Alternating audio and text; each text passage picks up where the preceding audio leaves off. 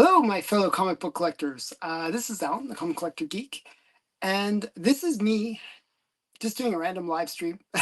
And there's a reason for it, though. I wanted to test out something, and I kind of need people's feedback. So once people start arriving, I'll kind of get your feedback. But I'm testing out something with my lighting. I basically bought from Walmart these two stands, and actually, I'm getting blinded as we speak, where there's these two lights right here and here that are aimed directly at me.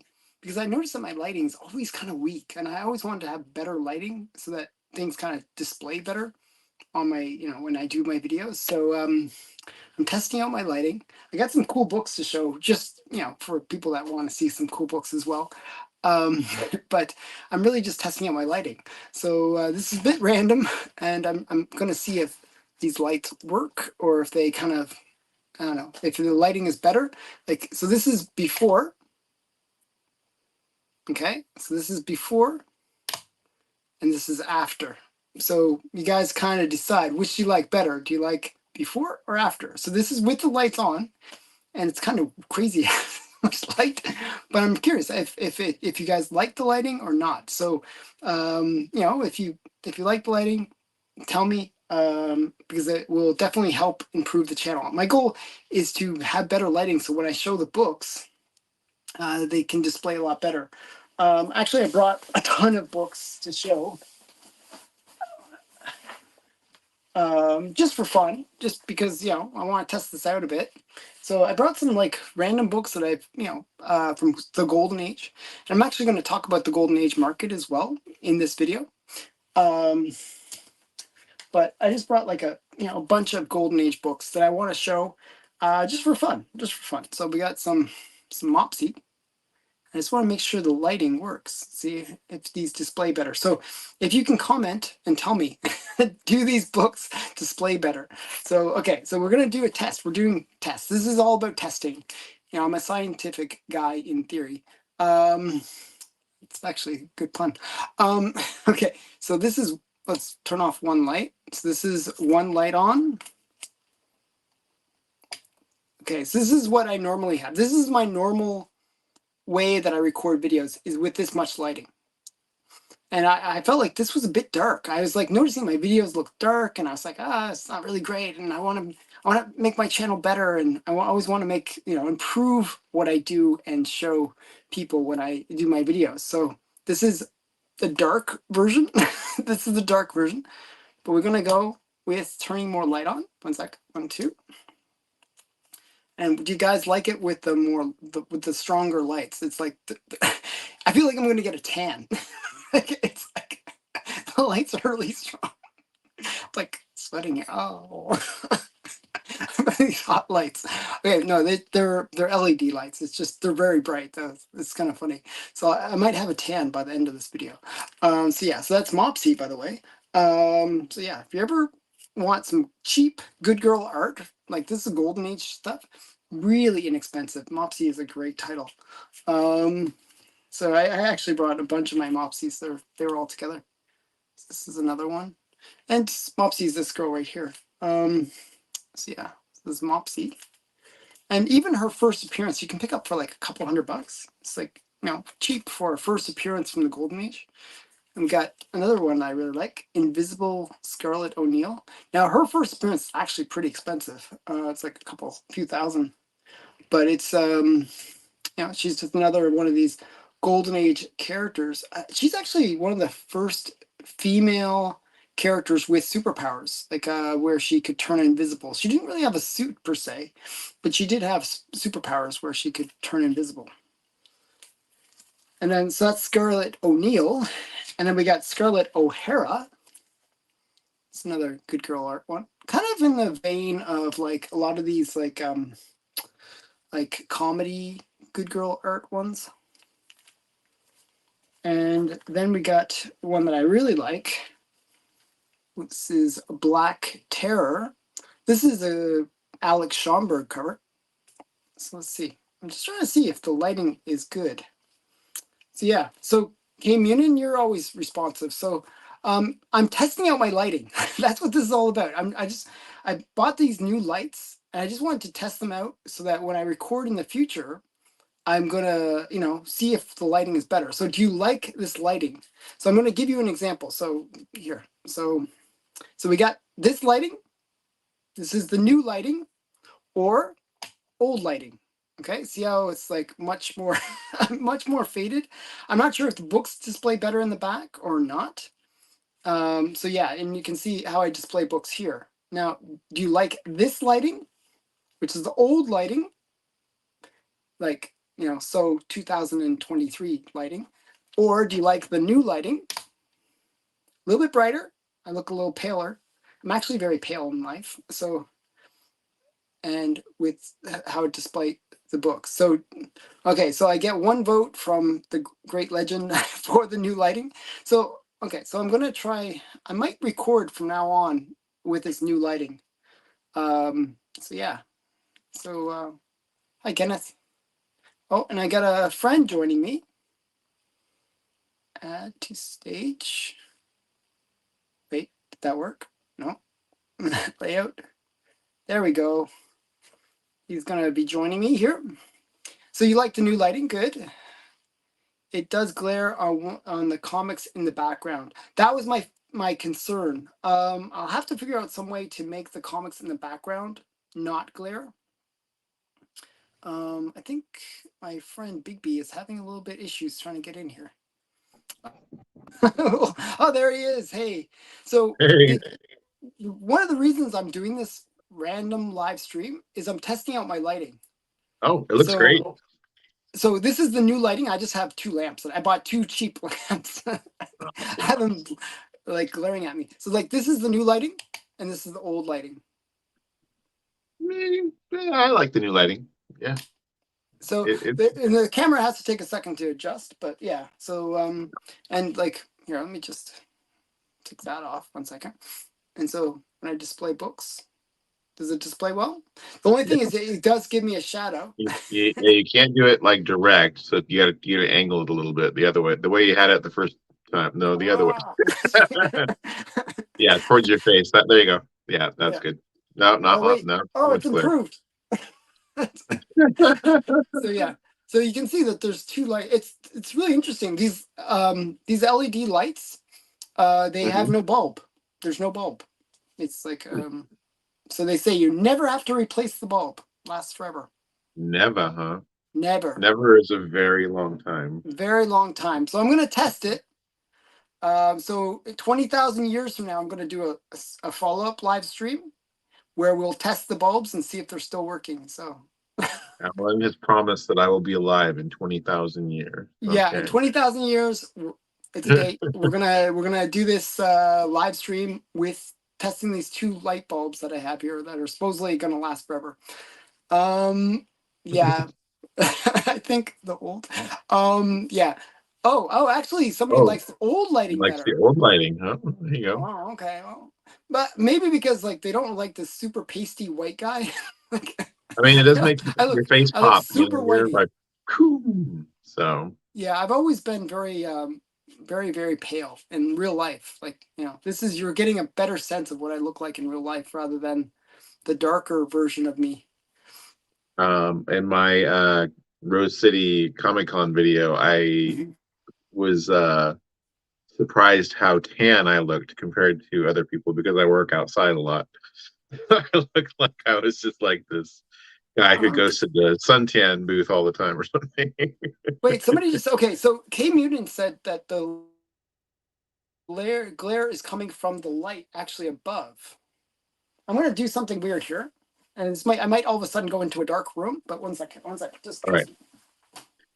Now you are all left to talk to me. Yeah. How Yeah, about there you that? go. So now it's But just glaring that's off of the comics and the one comic over your shoulder. Yeah. 1 sec here. Which one's doing that? I'm not sure Uh, which comics is doing which light is doing that. the one you're messing with right now. Yep. Keep pushing it away from you a little bit. There you go. A little more, a little more. There you go. But the I only like problem it. is it's like really, really dark. It's like I don't Uh, know. I don't know. you can see the So it's comics really well, actually, though. There's not any glare when you had it the other way. Yeah. There you go. So, I mean, So we got Your call. Your call. this is all What about does everyone technical else lighting. think? Yeah, so that's me turning off the overhead light, which I think is a bad idea. I don't think I think it's Well, too actually, it took dark. off a bunch of the glare on the stuff in the background. So But isn't that now the background really, really dark? no, it's actually fairly visible. I think it's Really? actually it kind of makes you pop away from the background, and the background is actually readily visible to me anyway. Hmm. So like people in the chat, give me feedback here. I need feedback. You have to do your job. If you're in the chat, you got to do your job and tell me what's going on here. So, He needs um, feedback, people. I need feedback. Lighting on your face will darken objects further behind you. Okay, well, I'm not Mhm. sure. That's how lighting works, he said. That's how lightning works. So yeah, so right now they're not on my face. They're actually kind of pointing to each other, which is really weird. Because So, Alan, I want to say a thank you to you for giving me so much heads up about this oh video. yeah, so I literally gave Big B 30 seconds or was it 40 seconds worth of I don't know. I'm like, I texted you back or I messaged you back when, and you're like, now. And I'm like, literally, like running to go brush my hair and throw the camera up. I'm like, it's pretty, as I said, it was I actually titled the video Randomness Rules because it's just purely random. I was random just chaos. random chaos. So okay, so you think it looks great now? I Thank you. like I it. Yeah. Okay, so this is going to be the new setup. I don't know. I'm just worried about the darkness. It feels dark for me because I don't see what you guys see. I see the darkness of the room. Do you know what I mean? Right. You'll have to watch it on replay and see what you think. I think it looks pretty good. Okay. So It's I so how about mean, when I display a book? Like, let's see. so again, yeah, tilt it a little more towards your face. There you go, right there. That angle right there is great. You know, no glare right Okay. there. Yep. This is Alex Schomburg, by the way. That's Alex Schomburg. Yeah, Alex Schomburg cover. Oh, okay. I thought it was actually Alex Schomburg. No, it's not actually Alex Schomburg. But yeah. So I know I picked a random box of comics, like and it's just like it's all my like fighting Yanks and stuff like that. Well, I have my great pickup with me. Oh, okay. You can Yeah, show so you that. could, yeah.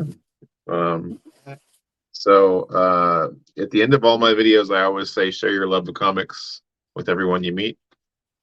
Wait, Um, what's this? You must be a fan of the old show Golden Guys. What is the old show he Golden said, Guys? "Loved you showing Mac Rayboy and St. John Publications. You must have been a fan of the old Golden guys, Golden Age guys. Oh Love yeah, those yeah, Golden yeah. Age I guess books." that was a Yeah, channel. I wasn't actually familiar with it. gotcha. Yeah, but I in my video today, I showed some Macro Boy. Actually, one of them that I said, "Oh, this is a Macro Boy," wasn't a Macro Boy. Yeah, Wasn't a okay. Macro Boy. But other than that, You're and only human yeah, or a robot, whatever. yeah, I'm cyborg. Um, Right. the best of both worlds. Okay, so let's see your big book here. So I always say share your love of comics with everyone you meet.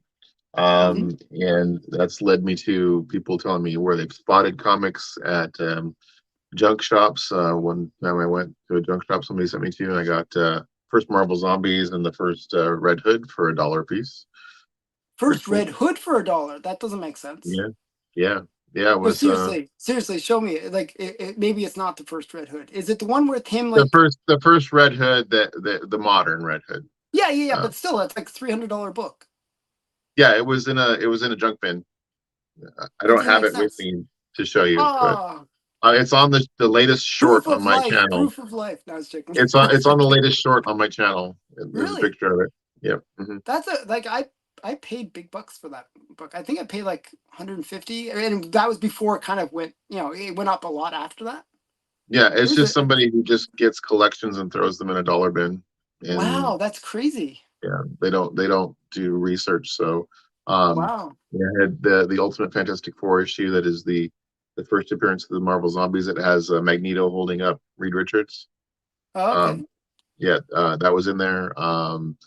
A whole bunch of really great books, but So, But anyway, Bigby, where did you get the so poster from behind you? That's what somebody the asked. poster from behind me came from a friend of mine who goes and buys those kind of posters at Ross and Okay. sells them in his store.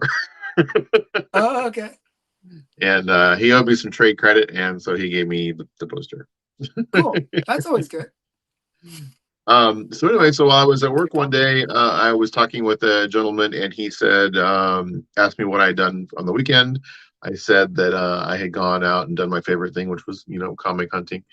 Mhm. And he said, "Oh, well, I used to collect comics back in the day. Oh, I nice. quit. I quit back in the '90s, but Hmm. he's like, but I do have an X-Men #3." He says, and I said, "Oh, X-Men #3, first Blob." And he's like, "No, it's a red cover with Magneto and a bunch of other people on the cover." And So I said, that's "Is it X-Men?" obviously the second series, number three. I'm like, "No." I'm like, "Is it X-Men 4?" And I pulled up a picture of it and showed it to him, and he said, "Yeah, that's the one." Oh, okay. And he said, I picked it up in a trade back in the '90s when I was picking up hot image books. I traded a bunch of image books with a Hmm. shop owner, and he's like, "I wouldn't mind getting rid of that and getting rid of all the other comics I have, in fact." And so I kept talking to him every time I'd see him. Uh, I'd see him about once every month or so. And finally, one day he said, "I found that box." And he said, "You want to come over this weekend?" And so I came over and picked up X-Men one, three, X-Men four. #4. Yeah. Not First X-Men appearance number of, three, but yep. number four Yeah, is no, actually X-Men 4. number four is better than number three. So, Yes, um, absolutely. Yes. First Quicksilver and Scarlet Witch. And and second what would you say the Magneto. grade is? Like a I three think or it's like a four? 2.5 to a 3, maybe. Okay, that's not Somebody bad. obviously knew that it was a good book back in the day. They wrote 14 cents on the cover. Yeah, right. So It was they 12 were cents. predicting future values. Yes, it was worth more than the cover price. That's for sure. They wrote 14 cents on it. Well, But they thought 40% increase in value. That's huge. yeah. So was super stoked to pick that up. And it was really crazy. I was looking at the book and the guy goes, "Well, I think it's like a 1.0 to a 1.5." All right. And Like I never argue with people if they undergrade their books. I was like, "Okay." And then the guy says, "Well," he's like, "I'd let it go." He's like, "I know you probably want to have some meat on the bone in case you ever decide to sell it."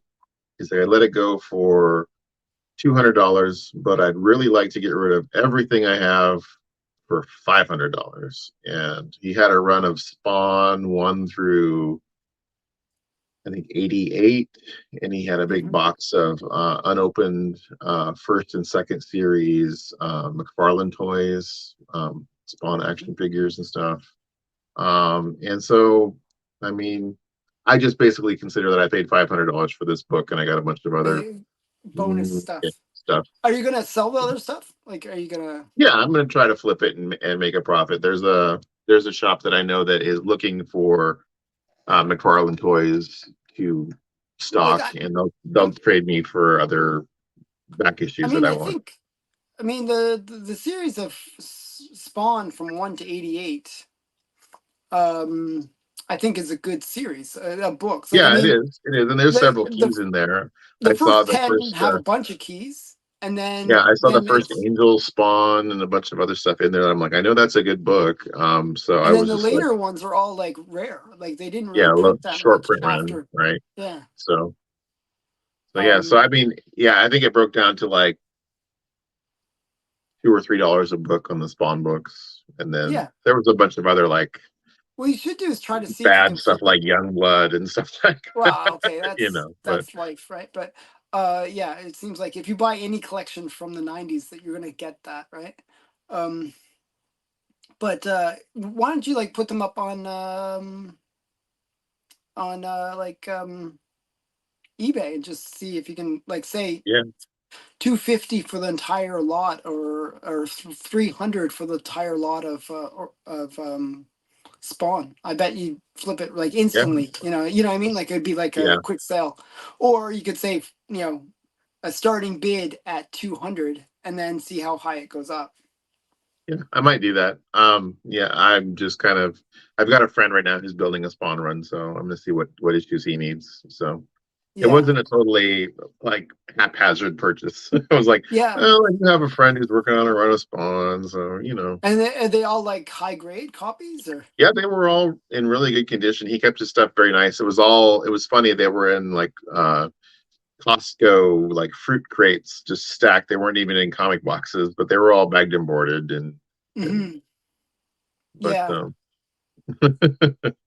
Yeah. I always wonder, like sometimes you find collections in the weirdest storage. that was I'm like asking the guy, I'm like, so how did you come to have an X-Men #4 and then all these 90s books? It would have been nice if he had some more of the like Silver Age stuff. Yeah, yeah. So, but even as it is, I think that I was talking with oh, what's his name? Your other buddy who does the Golden Age stuff. Oh, Steven? Automatic. Oh, I showed him I Automatic showed him Comics. some Yeah. photos of the book and That's he's like, Ryan. Ryan. Yeah. yeah, that book's worth at least 700 minimum. So Which one? The the four? X-Men 4, yeah. Yeah, Yeah. something like that. Even So like low grades or go for crazy amounts. yeah. So he was like, yeah, you scored. So Yeah, I think like whenever you can get like some cool.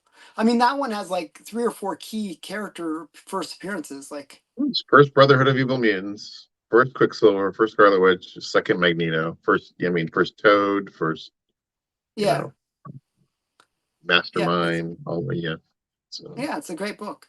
Yeah, that was actually one of the first big X-Men keys that I picked up. Actually, when I started, like, oh, I got money to play with. I'm gonna pick up cool X-Men books. That was one of the ones I chased after because I like Quicksilver. I always thought Quicksilver everybody and Scarlet Witch were cool. popping in the chat. You got Roscoe, you got Hey, Roscoe. K Munin, K-pop. Yeah, I said How's hi to everybody them doing? actually earlier. I was Yeah. being reasonably good. I'm Were not you? always bad at being a host here. Okay, I'm gonna show some random books here too. I'm just your Jiminy Cricket, I'm here going, hey, hey. So what else can I show? I don't know. Here's some more Alex Schomburg stuff. I got to get this angle thing. Yeah, no, that's good. I like it. What do you So think you of got the that. So it looks like you got that off of Heritage? Heritage. Okay. Yeah. Actually, these books, I don't know why are going crazy right now. Like you used to America's pick this Best. Huh? kind of. They used to be able to pick this up maybe a couple $100 kind of level, 200-300 maybe. Now they're Uh-huh. like 1,000 plus. Wow. It's so crazy. I don't know why. So it's So kind of like, doing the opposite of what the other market's doing right now. Because you yeah, can, I think the golden age market is a little bit overheated, to tell you the truth, right. because Somebody people. was just posting, what was it? For Shang-Chi, they were like, you can get a 9.2 for like under $400. Oh wow, 9.2 for under 100 $400. Under That's four hundred insane. dollars for Shang-Chi. Yeah, I was like, I forgot how much I paid. I think I paid a couple $100 for mine, but mine's not like that high of a grade. I think it's like a mid yeah, grade copy. yeah, So, yeah. So 9.2 for under. Wow, that book has really tanked. I mean, it was hot before even the COVID boom. yeah. I don't know what happened. Somebody was saying that they don't think that the actor who Hi, plays Zars. Shang-Chi said something or did something that No. made So what somebody happened was mad. the show just didn't do well. The show just didn't The do the well. movie? I thought the movie did pretty well. Oh no no oh I'm what I'm thinking. I'm thinking. No, You thinking Iron I'm thinking Fist? Iron Fist. Okay, Yeah, yeah, no. yeah, yeah. Yeah, Shang-Chi. I think the reason I think the movie didn't do that well either. Like, I mean, it was a Uh, so-so. I think it made money, but not like hit it yeah, out of the park I or heard something it like that that. it had done well enough that initially they were saying they were going to do a sequel, and then there was something happened where he did or said something that made Marvel Really, Studios I upset. thought he was pretty like popular right now. I see him in so many commercials on Yeah, YouTube. I don't know. Maybe Um, I'm wrong. It's just I don't what I know. heard. I didn't hear anything bad about him. So, oh, and hi, Jason. Yeah. So yeah, I don't know. I thought they were gonna make not a sequel, but have him being kind of introduced Well, yeah, into he's an Avenger at some point. So yeah, Yeah, so I think they're gonna create a new Avengers team, and they kind of really set it up for that, right? Where you know, it's like Wong kind of brings them to whatever, you know, to start. What's the sanctum? Sanctum Sanctum. Sanctorum. Sanctum Yeah, Sanctorum, yeah, and you know, so it looks like something's going to happen, right? Where they're setting up the new Avengers team, basically. yeah. Well, what is the Agents of Atlas? That's also that's the team with all of the Yeah, Asian characters. Asian characters. Yeah. So Yeah, yeah. I mean that's been Swordmaster and there's been talk about that for the longest time. right, But is he right. is Shang-Chi part of that? I think I thought it so. was At a some different point, team. I thought it was like different members. oh, you got Swordmaster. You got a I bunch know of new Swordmaster's characters. there. I know Swordmaster's Yeah, there, but but I'm pretty sure Shang Chi is in the is on the team. yeah. Somebody in the comments can tell us, like, or the chat can tell Zars us. says there's still big plans to have him come to the Avengers. So okay, Yeah, I would think so. but Because like right yeah, now, like I what are just saw the that post Avengers? and somebody was like, "Oh my gosh, pick this book up now." It's like they're like, yeah, there was like I think it was I think they said 8.5 you can get for like $100 and like a 9.2 for less than 400. So Wow, 8.5 for $100 would be insane. Actually, that'd be yeah, actually I should almost do that just because it'd be a nice upgrade. yeah, Because mine's a mid-grade copy. I'm not sure. Like I know it's not at 8.5 level even. right. I think it was like 120 or 100 something like that. But he Yeah, was but like, "Oh my that's gosh, still cheap. yeah, That's yeah, crazy." um I remember like 8.5, I think was like maybe 500. Does that sound right? Maybe I yeah. I mean, that book was It crazy was hot for a crazy. It was while. like a couple $1,000 for the 9.8, right? The 9.8 That or one and more than that is that one and the first the first Brother Voodoo went insane also. And then well, I still have my copy of if I had sold my Brother Voodoo, I would have made money. But I bought it when it was cheap. It was just right, before people were starting to spec on it. I was like, oh wow, and then it went crazy. I was like, oh, I'm like, you know, in the way, you know, winning on this book. And then I think it's come back down to what I paid for it. You know, right. So that's the it's beginning of what is the title that it happens in? Because it's not Doctor. I don't. It's not Doctor Strange. It's like like, like Strange Tales. or Strange Strange Tales. Adventures, maybe, or Strange Strange. Tales. Strange Tales. Is it Strange Tales? Yeah, Strange Tales. Where is it? Yeah, Strange Tales. It is okay because that series had like But not Brother stopped. Voodoo. That's yeah. That series had stopped, and then that issue continued the series like I know what, it's like kind of weird. It's 10 years like later or something. there's actually multiple things. It became Doctor Strange and Strange Tales, and you know, it was like all these weird things, right? Yeah, Actually, where is my Brother Voodoo?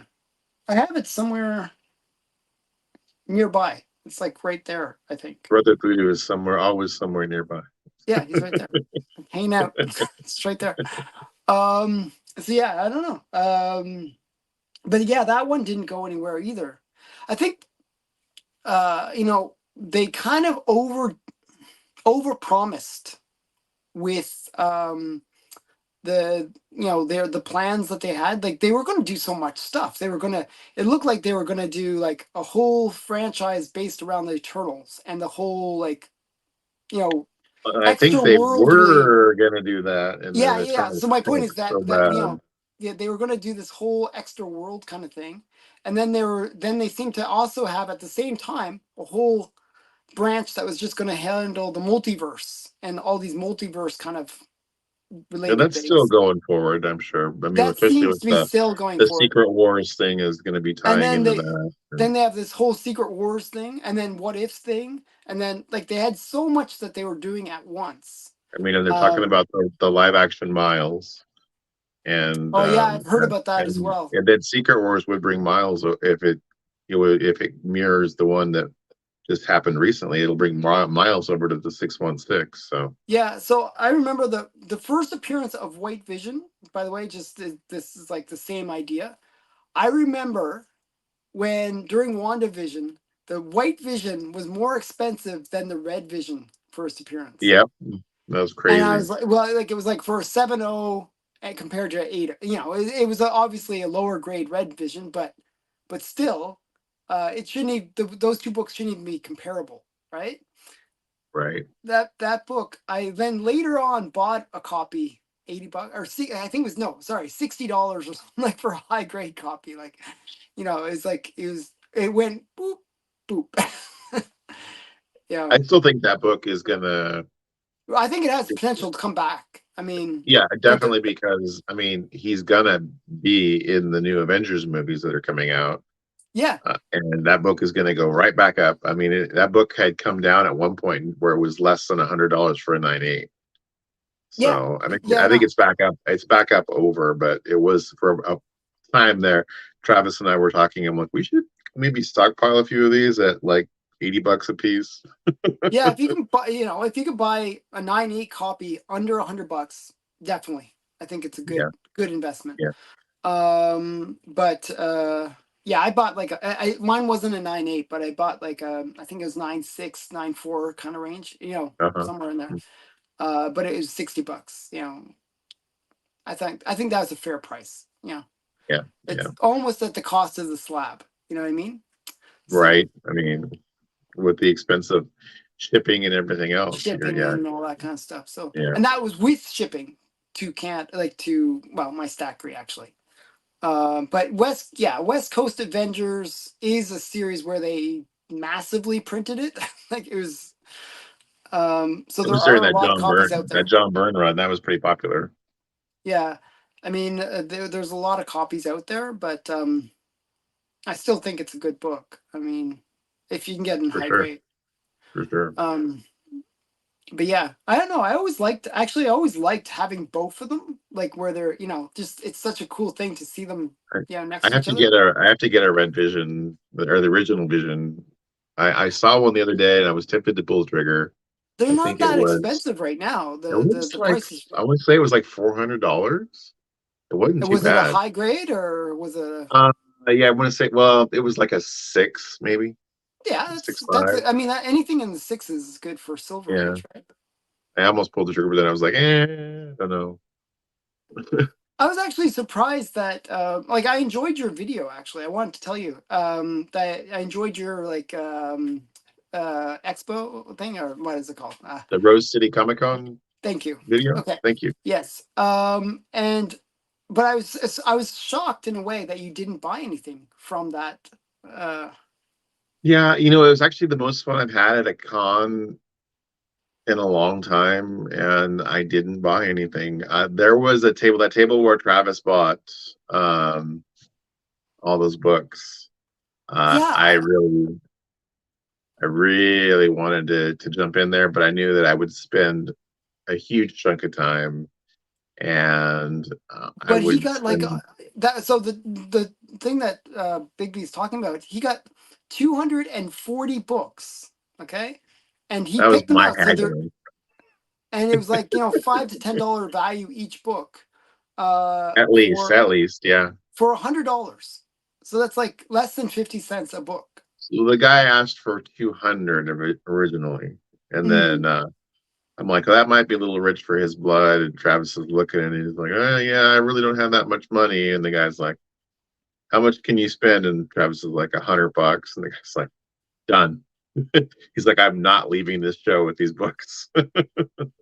yeah, I mean, it's crazy. I mean, was it people just getting rid of, like, It they was just this don't. guy. His name was uh, RKFA, Rare Hmm. Keys and First Appearances.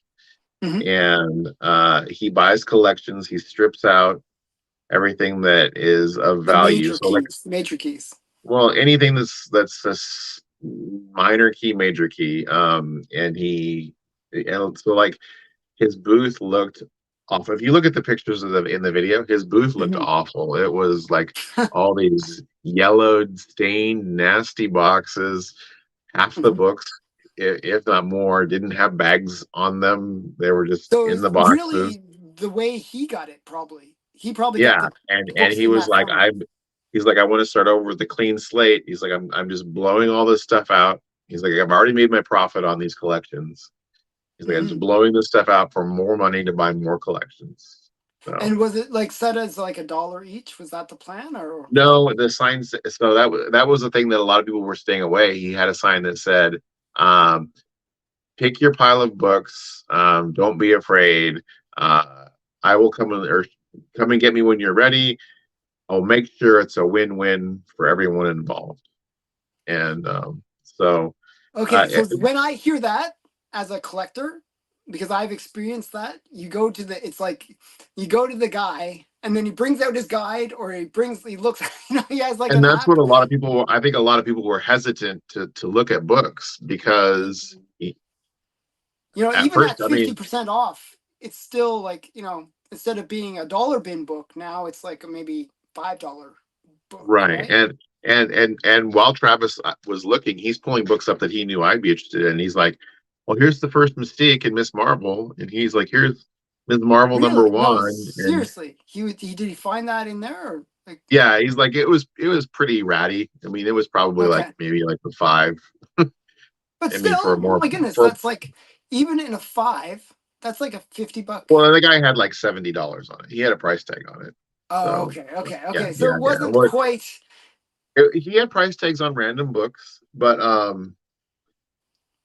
it was kind of cool. There was this little kid there, and I commented he had Peacemaker number one, the first DC one, Oh and wow.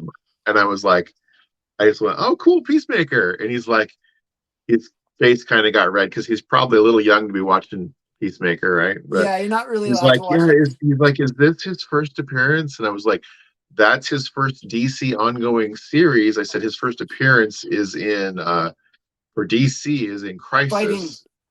Yeah, Yeah, he's I in Crisis sorry. on Infinite Earth. So when they bring in all of Yeah. the Charlton characters, and I said, but then he has an older series. He said, but this is his first DC series. I was like, yeah. And he's like, oh, cool. And they started showing me the other books he had. And he had some. The kid was really smart. He actually picked out some really great books. Mm-hmm. But I was going to say, Dave from West Coast Avengers told me that Big he film. kept going back and forth to that guy's booth, and I think I want to say he got like almost 20 copies of Batman, the first the McFarlane cover, the really red, the cover with Oh yeah, yeah. with So that Batman with I saw that he did some cute little video about that on his Instagram oh, account. where there are guys laying out the trail of Batman's trying to get him into Batman, the he's like, closet. I'm going to get you, kind of thing.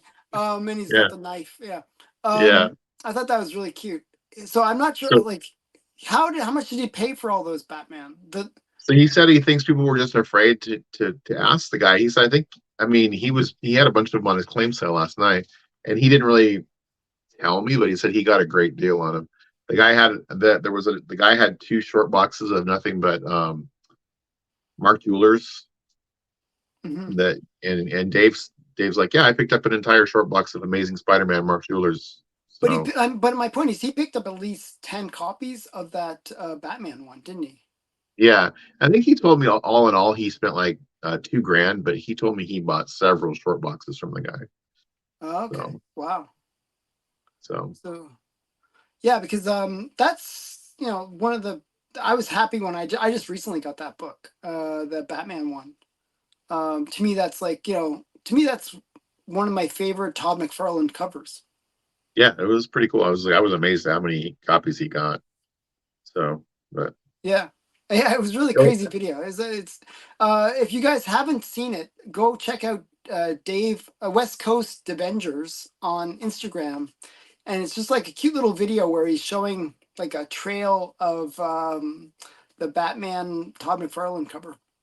It's quite and he cute. also has I think he has a on his YouTube he has a recap of the uh, Rose City Comic Con, and he shows the books that he got from that guy. So Okay, I'll have to take a look yeah, at that. and check out my video of Rose City Comic Con. Yeah, I know It's pretty yours fun. is really great. I mean, you did a lot in your video. You kind of gave the full con experience. I feel like where I kind of you wanted to be just like, hey, this is what it's like going to Rose City Comic. It was yeah. crazy. There were no lines. Arthur Adams, nobody in line. What Adam really Hughes, nobody in line. what really surprised me is like you said that there was no lines at the beginning, and it was actually pretty calm looking at the beginning. But then when you came back later, it was even more dead. I was Right? surprised how Yeah. few people there were. Like you go to the Toronto convention, That and was it's pretty packed, actually. I mean, not probably not like Toronto, but but in it Toronto, was shoulder it's to shoulder. brutal. Like it's like when I was doing my recordings, my interviews, it was really hard. Like there's just so much the sound of that drone, like the droning of the people. You know what I mean? Like that. There's the cacophony of voices, right? Yeah, Mm. So yeah, like yeah. it was just brutal. Like I mean, it was like and like you're just getting pushed along. So just going from one booth to the next would take like 5 minutes, just because like you got to go through a crowd of people. Right. Yeah, There's that point in my video where I was like, I kept hearing clip clop behind me. It was somebody cosplaying yeah, as I King saw Arthur. that. Yeah, yeah, yeah. King As Arthur. So King I'm like, Arthur. and I stopped and I go, "Do you mind?" And I'm gonna take some video for YouTube. I'm like, I'm being stalked by King Arthur. Yeah, I saw that. That was funny. That was funny. Yeah, so you must have done it as like a whole bunch of clips and then just splice them all together. Yeah, it was my phone. My phone and my computer, my internet did not like trying to mash all of that stuff together. It failed uploading 3 times. I think it was something like 130 pieces being put together. And the way that the editor that I use does you have to keep the original file, and then when you upload it, it pulls all of that stuff. So it was piecemealing it up to Oh, okay. YouTube, and YouTube did not like it. Did not like that. It You finally gotta went use through. like the program that I always use is CapCut, and you can Uh-huh. kind of merge them all together. It's really nice. Yeah, so Zars, you're right. It was crazy at Toronto Fan Expo. It was just it Yeah. was like wall to wall people. I was just Um, I was amazed. Like Travis, that scene where Travis and I are like, Travis is like, no lines, is like, because I'm like, yeah, these people are showing video I from Baltimore and Toronto, and they're like, it's a two yeah, I hour mean, wait to see Arthur Adams. And I'm like, we just walked up and I'm like, hello, miss, can I get a handshake? And I'm like, you're just one a great inspiration to me as an artist. And I I know it's like yeah, he was actually kind of jerky to me, Arthur Adams. was At he? He's well, kind of I that. That's interviewed just him. kind of I his interviewed him on my channel. Yeah, persona. yeah, Yeah, I think it's just he's kind of really how he cool. is. He's He's just very good vibes. dry sense of humor. Yeah, so yeah, so what happened was I would have to like in order to get interviews in Toronto, you had to sort of schedule them. Like where because Right. they just had so many people like constantly like talking to the artists, right? And Artist Alley was just like walls of people. It was crazy. It was nuts. Like, so there was a Simon Bisley was there, no Yeah, line. so David Mack, no so line. Frank Miller, the line snaked around the whole area. It Yeah, was crazy. It was just it was intense. So the like I was trying to get an interview with Jim Starlin, and it was just not happening. It was yeah. just not happening. He had like he was like it was like just a wall of people just trying to get talk to him, and he was very talkative. So like, he was just like he was a you ask him like one little question, he would talk for like 20 minutes about it, and you'd be like, "What was the original question again?" That kind of level. Yeah, yeah, it was quite funny.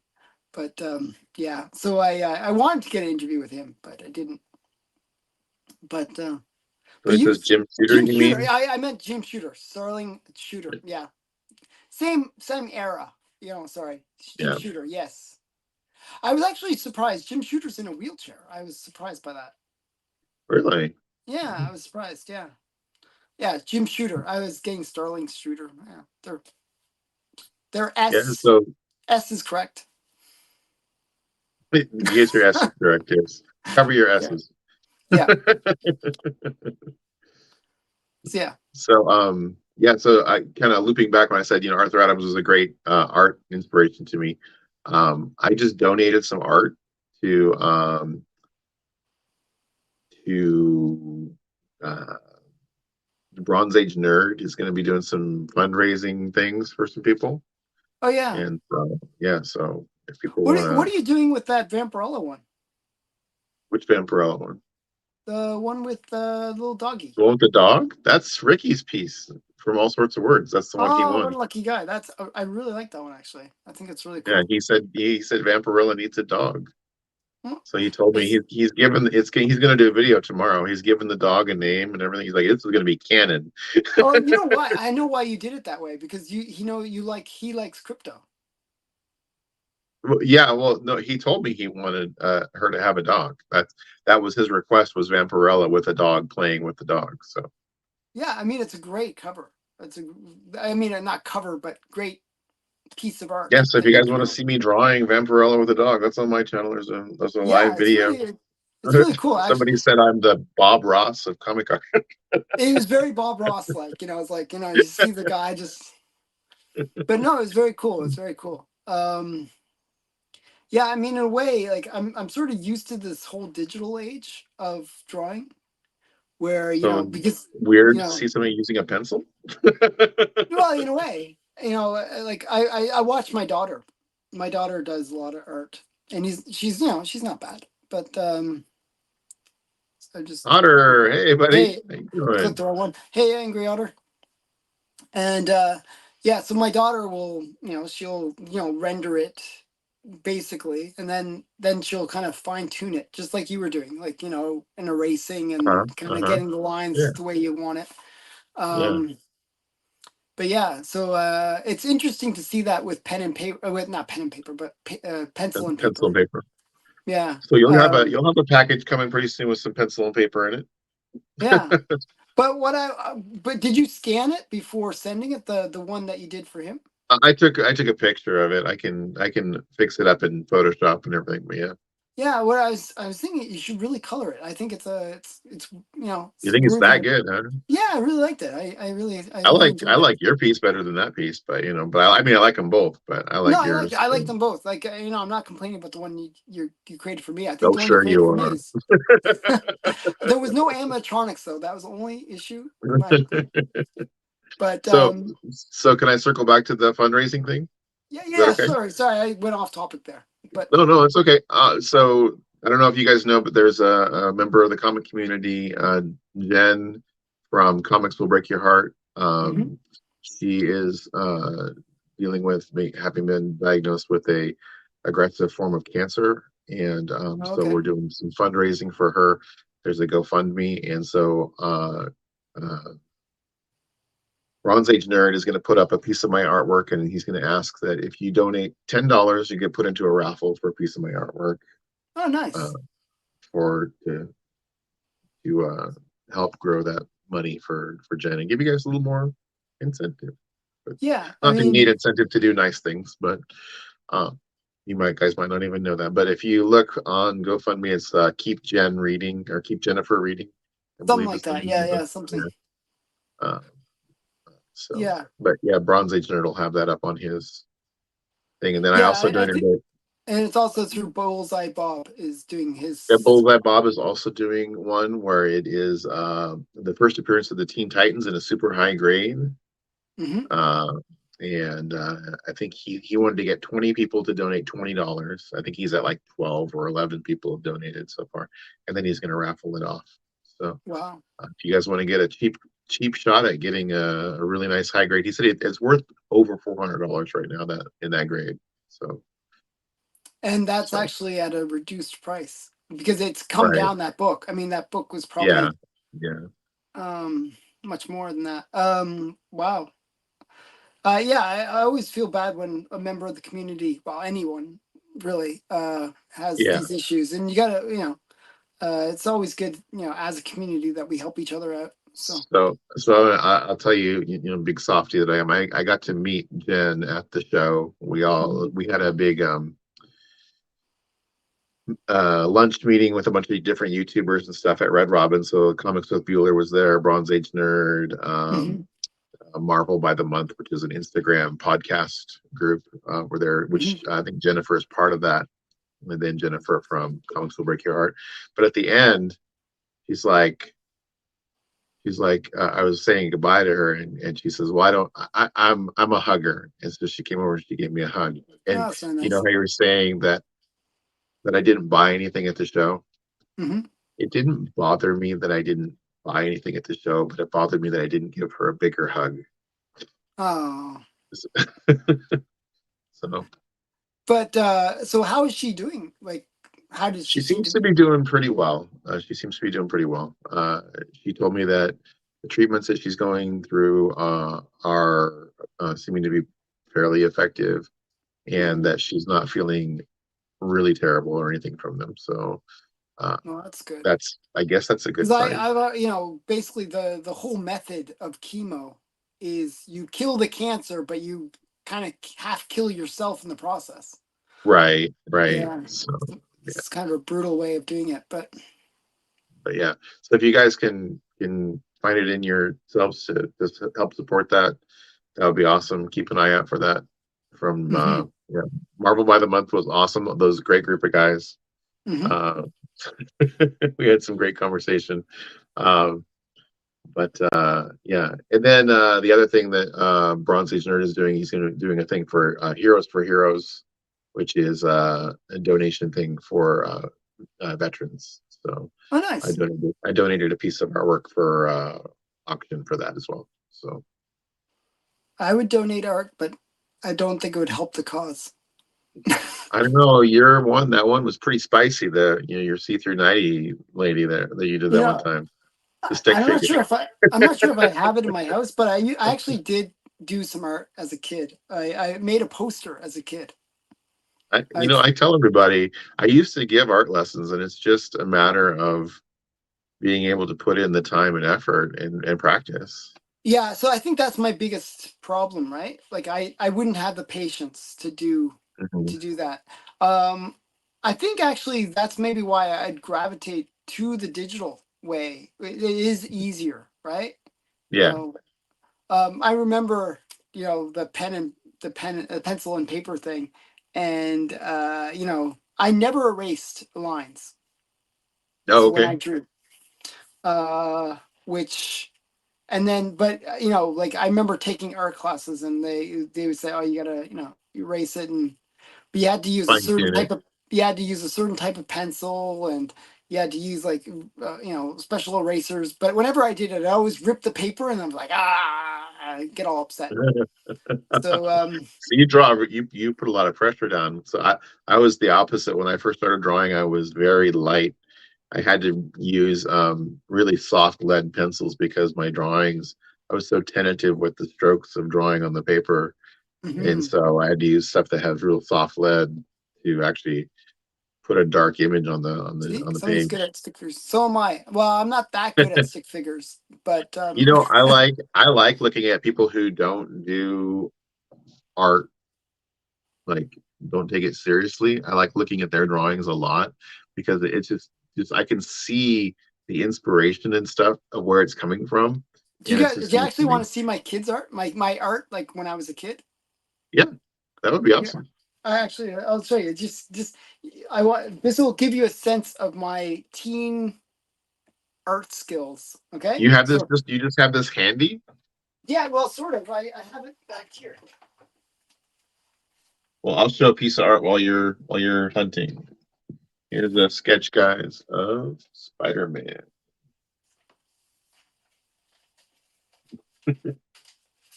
We'll probably do something with that also for charity later on. I was like, wait, I think it's back here.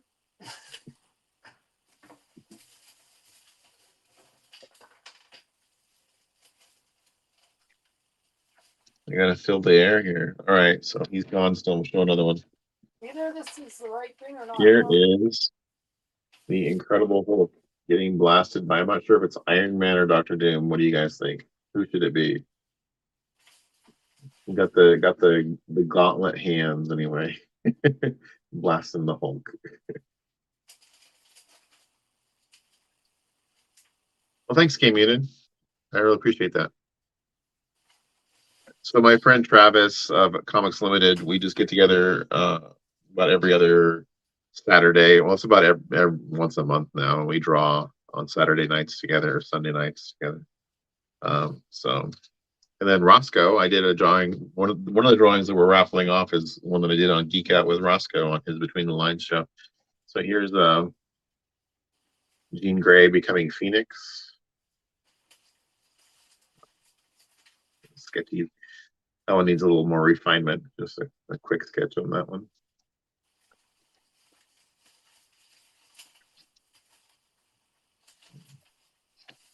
Here's I think I showed this one on Roscoe's Between the Lines show. So here's Homelander.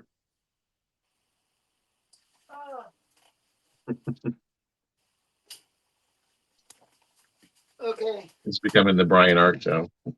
All that build up and nothing. I couldn't find it. Oh no. I Well, thought I it was showed a like I bunch had of like art a while you were away. I had this thing where I have like my old like notes and stuff. It's all in my cabinet, but it wasn't in there. It wasn't in there. I was like I had like I could show you my old judo photos, but not my art. So yeah, Angry so I Outer says said. his money is on that being Doom blasting. You know, it probably makes more sense that, well, I don't know, Iron Man's blasted the Hulk a few times too. So I was putting Show some me. drawings So that what I did I had done. miss? What art did I miss here? Oh, here, let me show you real quick. We'll do a I'll quick make you. I'll recap. make you big. I should have done that when before I left. Yeah, it's all good. I just wanted to make sure your audience was entertained. Yeah, Um, that's why you're here. that's You support that's me. me. I'm backup entertainment. So I Mhm. showed the sketch of Spider-Man. Oh, that's really nice. Yeah, I really like the skull. It's quite well done. Well, thank you. And then I showed the drawing of the Hulk getting blasted. Oh yeah, I remember you showing me I'm this not one. sure if it's Iron Man or Doctor Doom, but somebody with gauntlets is blasting him. Hmm. And before I put more detail into this, so I'll tell you a funny story about this. I originally showed the original drawing of this to somebody, and Okay. before it had all the detail in it, there was this. It looked like gigantic bosoms on the front of this person. Oh They're no. like, who's that monstrous woman getting groped?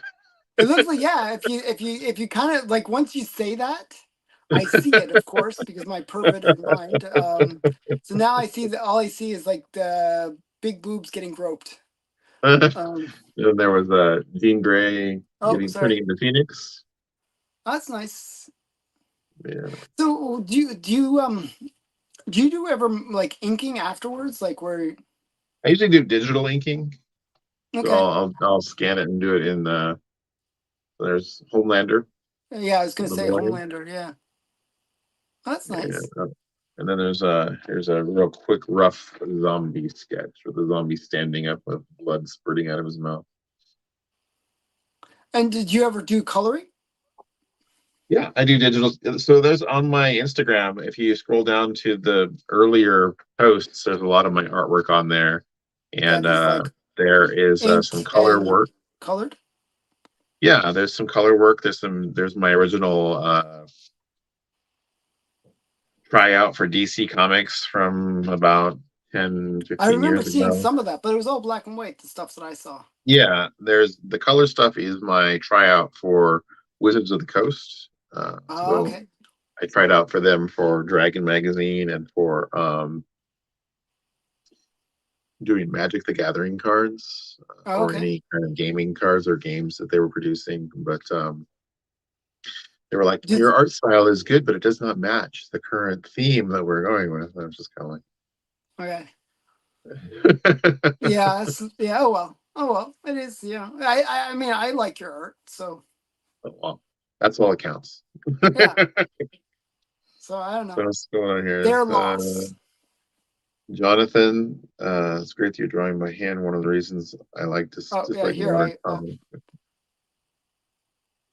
you can tell all Yeah, you can. Um, Yeah, I don't know. Like for me, like computer generated stuff or stuff that's like done on the computer, it in some ways lacks a little bit of life. I don't know what it is. It's like right. Yeah, something is missing. I don't know what it is. Like sort of weird that way. Maybe because it can be too perfect, if that makes yeah, sense. yeah. So Jonathan's asked how much I sell that for. So that's the thing. Usually I get a lot all these compliments about, you know, oh, your art's great, it's great. How much? And then like I try to be like less than, half of what a pro Hmm. would charge. And I start quoting people prices and they go, whoa, Yeah. Well, I mean, that's it's the good, thing. but it's not that good.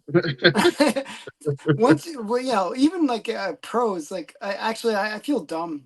Like somebody, like I was at a con and they actually, his artwork was brilliant. Okay, like really nice. Uh-huh. and it was like a couple $100 that they wanted for it. It was like full big thing, colored and everything. It was just like really well done, Right. and it was actually one that they had done as a cover for a comic. Oh, okay. So it was the original art to a cover of a book. Yeah, I mean, what was I thinking? Like $200 is Uh-huh. nothing. It's nothing. It's like, yeah, Yeah.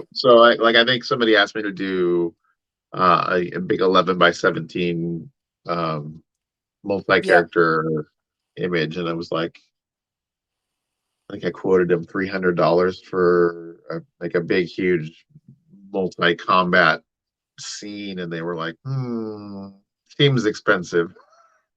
Oh wow, yeah.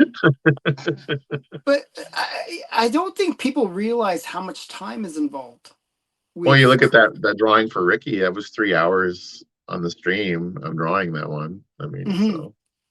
Yeah, that's what was interesting. Like that, you took it from start to finish, kind of thing on the stream. Well, I started drawing the dog, and then I was like, oh, I should live stream this. I don't have anything else going on Yeah, today, yeah, so I yeah. I thought will that was interesting. experiment. Yeah, I watched a bit of it. I didn't watch the full 3 hours. Sorry, but that's okay as long as you watch some of it. You just put it on in the background, Alan. This is my long form oh, that's content. true. I should do that just for your view count. Are you I still have actually? to get that up. I haven't got there yet.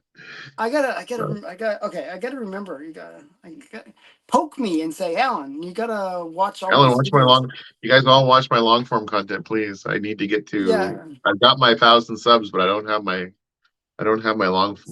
my I'm view I, hours. I, I actually wasn't talking about the AI generated art. I was just talking about art on digital media, even. But AI generated art, I hate it. I actually do not Well, like it at all. It creeps me out for the most part because and I like think unfortunately we're going to find out that a lot of people have been using, at least aided by AI, well, a what I've lot. noticed is like I actually did some digital like AI art, just like, well, when I say I did it, I typed in what What I you wanted. wanted, Yeah, so I typed in like golden age, Pod Blast, Biggie golden Stat, age good girl art, sort of something Mr. like that. Akins. Yeah, yeah. Okay, wait. I'm gonna catch up. Wait. I'm gonna catch up to people. Wait. Just give me Stop, a Brian. sec. Stop talking to my audience. Okay, just wait. Okay. Okay, Okay. so So so you the did point some is, some good girl golden age art. yes, and it actually, if you look from like maybe 30 feet away from it, looks okay. Uh-huh.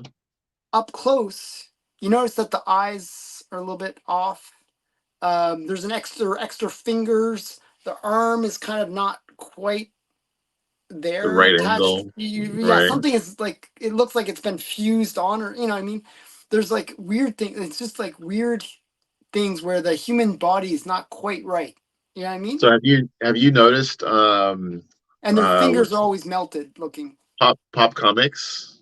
Hmm. He's doing all of his thumbnails with AI. I know. Yeah, yeah, And there some of them are crazy thumbnails. I'm like, wow. But yeah. So he also we talk a lot. He's been doing the following. He's been using AI to help him create the titles for his video. right, right. Yeah, Yep. yeah. So I mean, I tried it a few times just for fun, but I don't know. I'm not that keen on it. It's crap CGI. Yes, that's at the end of the day, Biggie, you're right. that's that's that's the easiest way to describe That's it. what the C stands for, right? I Crappy generated artwork. I like that the old Images. comic covers had multiple artists. Yeah, actually, a lot of them did. A Yeah. lot of people don't realize a lot of the covers had multiple artists working on them. Hi, nostalgic. See, I'm now catching up on the chat here. Okay, so I'm All being right. nice. All right.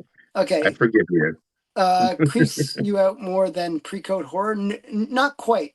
You know, it's a It's pretty different creepy form. though. It's a different form of creepiness. I saw somebody's Halloween decorations on Instagram the other day.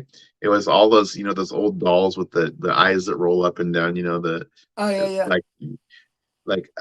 Like hundreds, right? And they're lined up in like in a in an in line, like streaming out of this person's house. And as you look further back in the line, there's these bodies bundled in black plastic that the dolls are carrying out of the house. Oh wow, that's pretty creepy. Wow.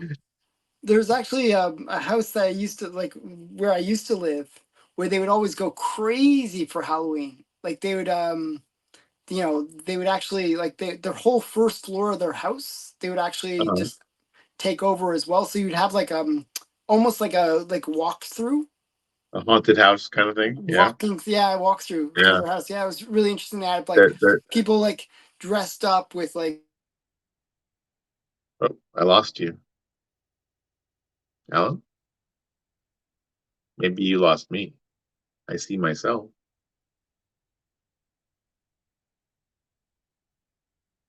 Are you there, Alan? Hello?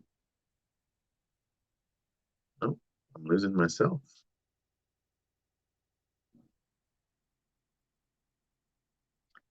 Hmm.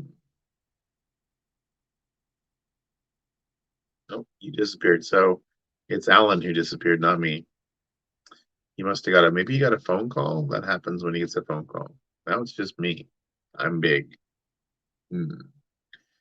Okay, people. So I was going to tell Alan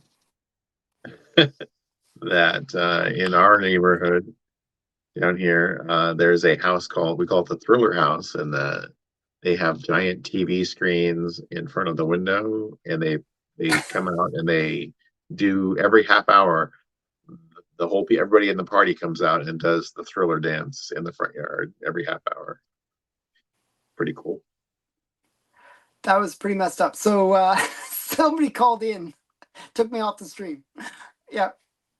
Yeah, as I said, somebody so that happens when he gets a phone call. Mm. So yeah, So you were so telling me that there was a walkthrough horror, yeah, horror themed, and they would have like people like they'd have like it was really cool. They would have like limbs, like it looked like like surgery thing, and it'd have like this uh, guy with like like medical fatigues and like like limbs like sticking out of his body or something or some crazy thing. It just was really it was really impressive. so like a couple years before the whole quarantine and everything, there was a I took my son trick or treating and we went to this house, and as you walked up, they had the quarantine tunnel thing that you had to go Hmm. through to get up to the house, and you got there and everything was like everybody was you know Oh they yeah, come yeah. out, they've got the masks on, and they've got the thing of candy, but the candy's Hmm. all like hermetically sealed, and they're like Yeah, holding yeah, the yeah, blow yeah. out to you, like you know, it was very creepy. Yeah, it was. Yeah, during COVID, it was it's kind of messed up. They actually canceled it here. Oh, well, this was before COVID. This was like Oh, really? years before COVID. It was just supposed to be like a creepy like outbreak Oh, house. wow, Yeah. that's funny So because it almost predicted reality. yeah, it was really I was like, whoa, is somebody really sick here? I don't it was just to freak you out. There's Wow, also a guy that that's runs around. funny. He takes the chain off of his chainsaw and he Okay. runs up and down the street with the chainsaw, just, and he's got the leather face mask on and everything and chasing W- everybody down the street.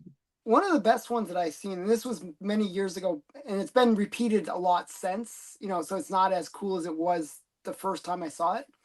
Was there was this one house and they had very simple decorations. Okay. They had like, a couple pumpkins, the basic things.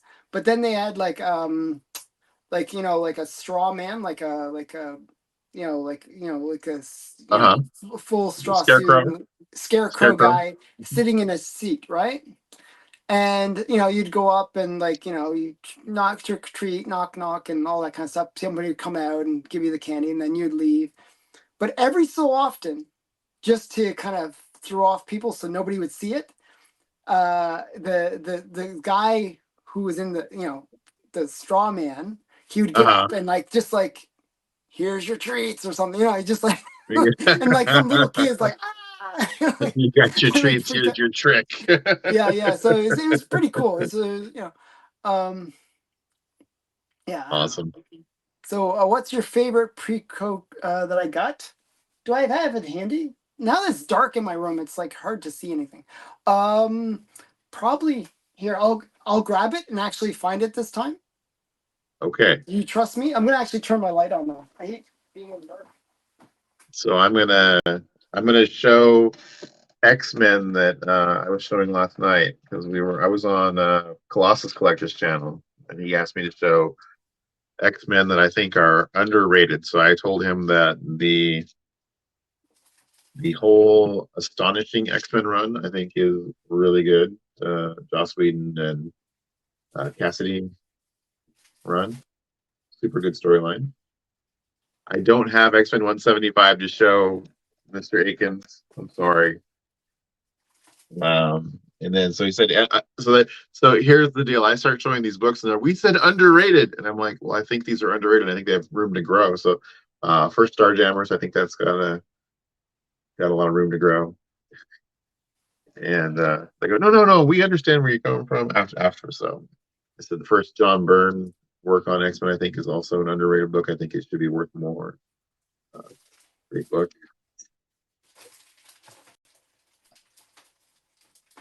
And the first solo Wolverine, I think that should be worth more. It is valuable, but I think it should be worth more than it is. And then I kind of went off on the X-Men adjacent, and I said first Mystique. I think that's undervalued. So there you go. So There's good. some. Thank you for filling in for me. I actually got it this time. I actually brought my favorite pre-code horror cover. There you go. Yeah, I'll make myself big. Thank you for filling in though. Oh, you bet. I always thought this was a cool pre-code cover. I don't know why. This is my favorite. I just like the idea of the good girl element and the predictive element where you see the picture and the painted picture and he's like she's gonna get stabbed and she's she's like seeing the guy he's gonna. I don't know. I always like this. You I have was like, the hot poker cover. yeah, of course. That one I love. Which one? Okay, so wait, let me grab it. One sec here. That's easier to grab because it's right in front of me. I have two hot poker ones, so you can tell me which of the two you like. One sec here. 1, 2. Okay. So there's the hot poker with the girl.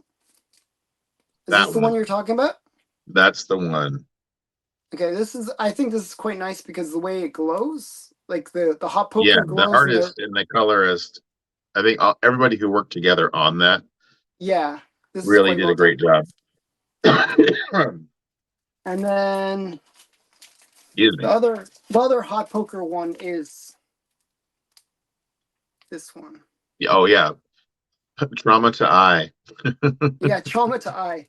Things are not going well. This is not recommended by your optometrist. So yeah. I thought that was an optometrist. Yeah, that's old school. You have problems with Mr. your Akins eyes? beat me to it. Marvel Team Up 53. Somebody asked what was the book that was predated John Byrne's first work on X-Men. It's Marvel Team Up Team up. 53. Yes, I saw that recently. Did I pick I, that I up? showed I it. actually might have I picked that got up. it. I got it from Dave's claim sale and a five. It was like it's like a Oh, big book. it It was was you in a that five mentioned dollar it one. before, and then I Yeah, went out and yeah, found it afterwards. yeah, Yeah, I mean that's cool. It's not that yeah. I love expensive that. of a book.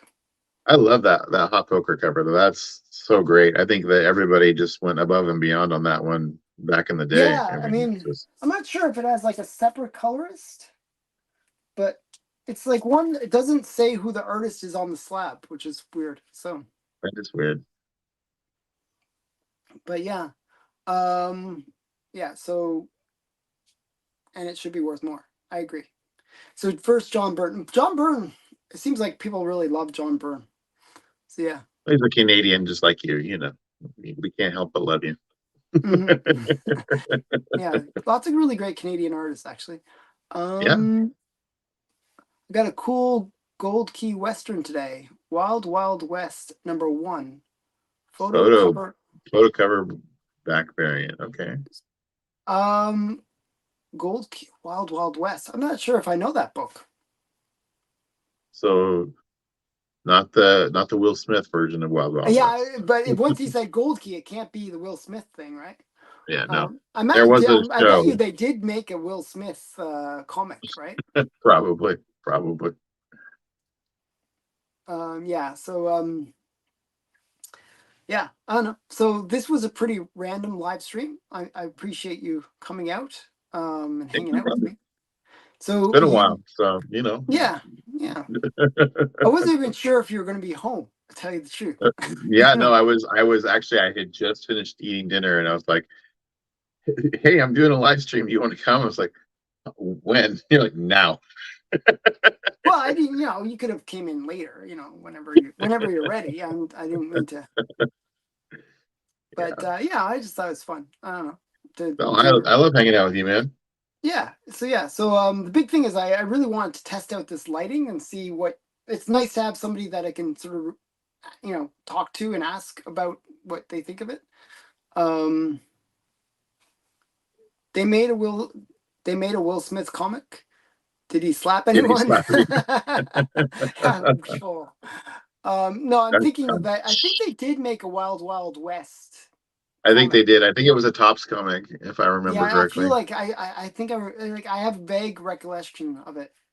Um, Yeah. so thank you again for approving of my new lighting. I will. This will be So my setup. you got the overhead lighting going on right now. You should turn it off again and ask the crowd. You got a different crowd now.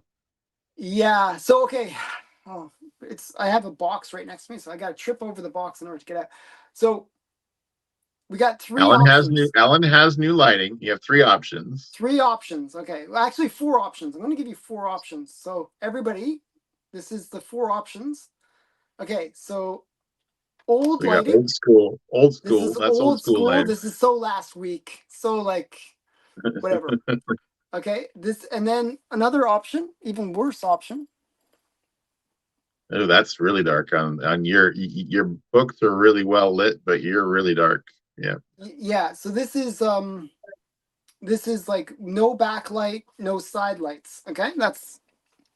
So then we got this option, and then we got this option, and then one more option.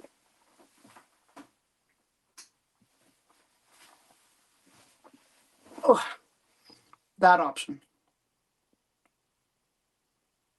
So What my do you vote think? is for the option you're using right now. I like that. I like that lighting. Isn't it really I, dark though in the back? no, I can see the books great in the background. I think it kind of makes you pop away from the background, and it takes all the glare off the books in the background. Okay, okay, but you Yeah, can and actually see what they are. So Collecto if I Six point says to a that he random likes the one, last one as well. okay, if I point to what's that one? One up top. Slave Girl or the one above it? I can't, dude. I'm reading on my phone. Fight Yeah, Comics well, something. It's Fight Comics. oh really? Okay, so you get okay. So for me, looking at it on my camera, it's like really, really dark. So I can't see it. So I can't even see the slave girl. So it's weird that you guys are getting a different version of it than what I see. Gotcha. I enjoy the power of this. Like I enjoy the power of the sun option. So What? no, the one before this one, he's saying. I don't know. And then I'll hold up a book. Came Munin says she agrees with me. Nostalgic Pod Blast agrees with Collecto Six. Yeah, so I like the yeah, when you tilt the book, that looks great. No glare. Looks good. But to me, it looks dark. I don't know. For me, this right now, the background looks too dark. Watch it on the replay and see what you think. Wow. Okay, so this is all about improving my channel. And It is. It like is. because I watch everybody else like I don't know, like I'm the worst video dude in the world. I suck. I admit that I suck. I have so Collecto 6 says it's dark. For me, it Yeah, looks but dark. so Collecta, but you lost all the glare off the books. You can see the books. You can Yeah, read the logos. I'm gonna go solo layout here. Okay, just to fully show you the background. Uh-huh. Do you still think it's okay? Yeah, I think it looks good. But I mean, show me the second to the last option again. The one that Okay, so Collecto stands this better. is one option. Oh, can you send him the link to his email and then he can join us if he A really wants to? Collector. Okay. Yeah. I'll try. Do you have his email? I have his Instagram. Yeah, see, I sent it to his Instagram. He doesn't know how to just copy and paste it into the browser, but oh well. I don't have his email. Okay, so this is one option. Oh, There's too much glare on that. I mean, and this is the I don't other know. option. Maybe I mean it does make the colors brighter. It's And up to then you. this is another option. Super bright. It's checking.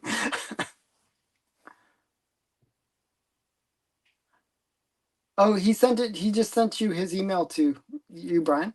Okay, you got it. As That's long as my so according to Nostalgic.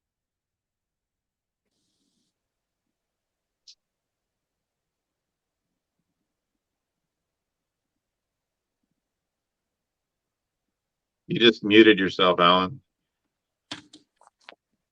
Can't hear you. I don't know. I think in terms of me, I think There it's you go. pretty clear. And in terms of the comic, it looks pretty good. Looks really, the colors look good. Did I No, it mute looks good. myself? You're good. I can hear you now. Okay. It's like here. I'm gonna bring you back. There you go. I brought you back. Can you get I'm trying to get Steven the link. in here? So yeah. If So I was actually gonna wrap up anyways. Like, well, sort of well, you defeats the asked me to purpose. give him the link. I know. It's like, oh well, okay. What you So do that for? the All right, light. hang on. I'm still gonna send it to him. He can jump in and say goodbye to everybody. Yeah, you can be part of the Or we can goodbye. just talk for a little while longer. I don't mind talking for a while longer. People don't Well, mind it's hanging not out. that I'm worried about my wife came home. So once she comes home, it's Um, like I feel like, oh, okay, you're neglecting your family. You yeah, bad person. yeah. So the lighting needs to be to the left and right of you, but what do I know? I have one light. So I do have okay, so right now there's actually four Is it lights. directional? It can be. It can be. So could you So put it like side to side from you, like instead of pointing directly at you, like pointing in at all right, you on the sides? sec. Add to stage. Instead of pointing directly at you, like pointing in at you on the side. Oh, that was weird. Oh, you got to turn off your sound there, Steven. Is my sound on? Yeah, can you hear? That was weird. Oh, you got to turn off your sound there. Yeah. Is my sound on? You got the video playing.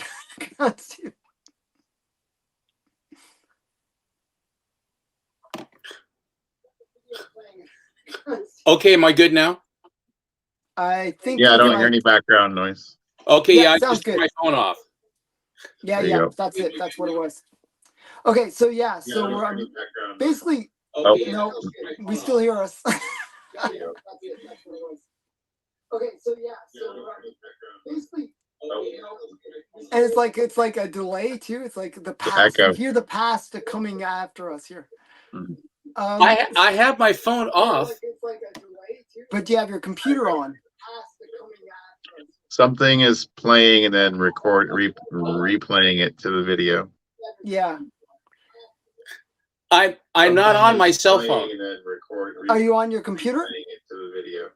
Yeah. Or do you have it on YouTube? I'm not on my cell phone. Are you on your computer? I'm on my computer. Yeah, but do you have it on YouTube open? Do you have YouTube open? Is Is that something better? playing? Yes. I think that's it. Yeah. That was it. Is that it? Yeah, Yep. that was it. Whatever that was. Yeah, I had the YouTube on the other. Okay, now for the lighting. The problem is this. In the foreground, you can see the books. In the foreground, you can see your face. You look fine. It doesn't have any glare on the books. The problem is all the books that are behind you, as I'm facing you, Alan, your actual right shoulder, stage left to me, is dark. So Right. all of your books disappear. Now, if the purpose is to show if what Brian is saying, to have you in the foreground, and then have the book and have that be the focus, then that's fine. But if you want to show any of your books so that you can see them, the one that was prior to this, where the back was lit up as well, you were a little bit more washed out. Well, the back is lit up right now. Yeah, Okay, right now. Put yourself as big right now. Okay, yeah, so so big, Alan. you guys can be still here, but I'm gonna just make myself solo. Okay. Yeah. So right now, this is me.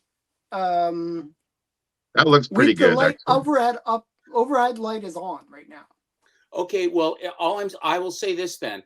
If this is, I can make them out. They are not as much of a feature as they were before, but they are legible. You, on the other hand, are much more prominent, and any book that you hold in your hand will be more prominent. Okay, let's show some Cinderella love. Yeah, that's Looks popping. great. That's awesome. So That's for rocking. me, it's, I don't know. Right now, it looks a little bit dark. Maybe I'm just sort of getting used to it. No, Or maybe I'm getting blinded by looking at these lights all day. No, Brian is right. Brian is right. That looks fine. That looks just fine right there. But it's not the books behind you, Nick's. I mean, you can see them, but it's. I think this works fine. Brian wins. Okay, so It wasn't about me We're winning. getting another opinion here. This is I have to let you win. Okay, here's another opinion. New lighting is too bright. Tone down a bit more light. A little more light than original lighting is better. Okay, so there is no in between. These are not like adjustable lights in any way. Yes, they're both in Oregon. Actually, are you in Washington or are you in Oregon? Oregon. Brian's in Oregon too. Aren't you home? I am. Yeah, I'm in Oregon. Yeah, I don't say where in Oregon, but I'm in Oregon.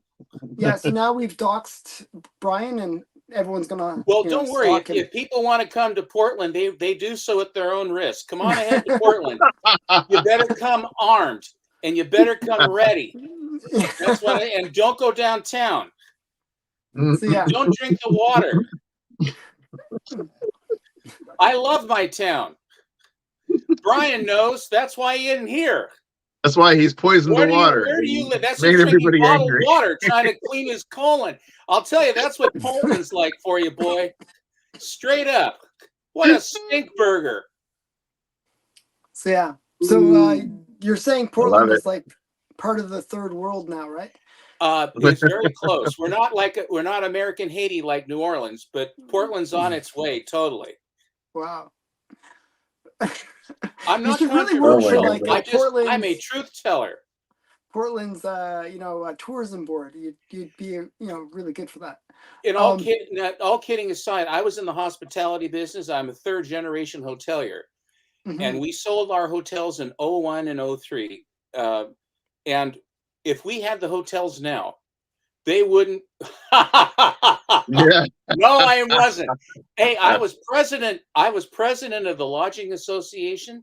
I was involved with the legislation on room tax to try to help everyone. Mm-hmm. We did all this stuff. I was very much involved with the local. But the problem is that the property values and any tourism in downtown is shot to hell. There is none. No one wants to come here. Why would they come here? And you can't go safely out downtown at night. You can't go walking down to the Riverwall and go to Tomahawk Park and enjoy the Esplanade. No, and enjoy the Esplanade. You can't. Wow. You just can't. So it's not safe. You can't take your family. Parking isn't easy downtown. You're supposed to take mass transit.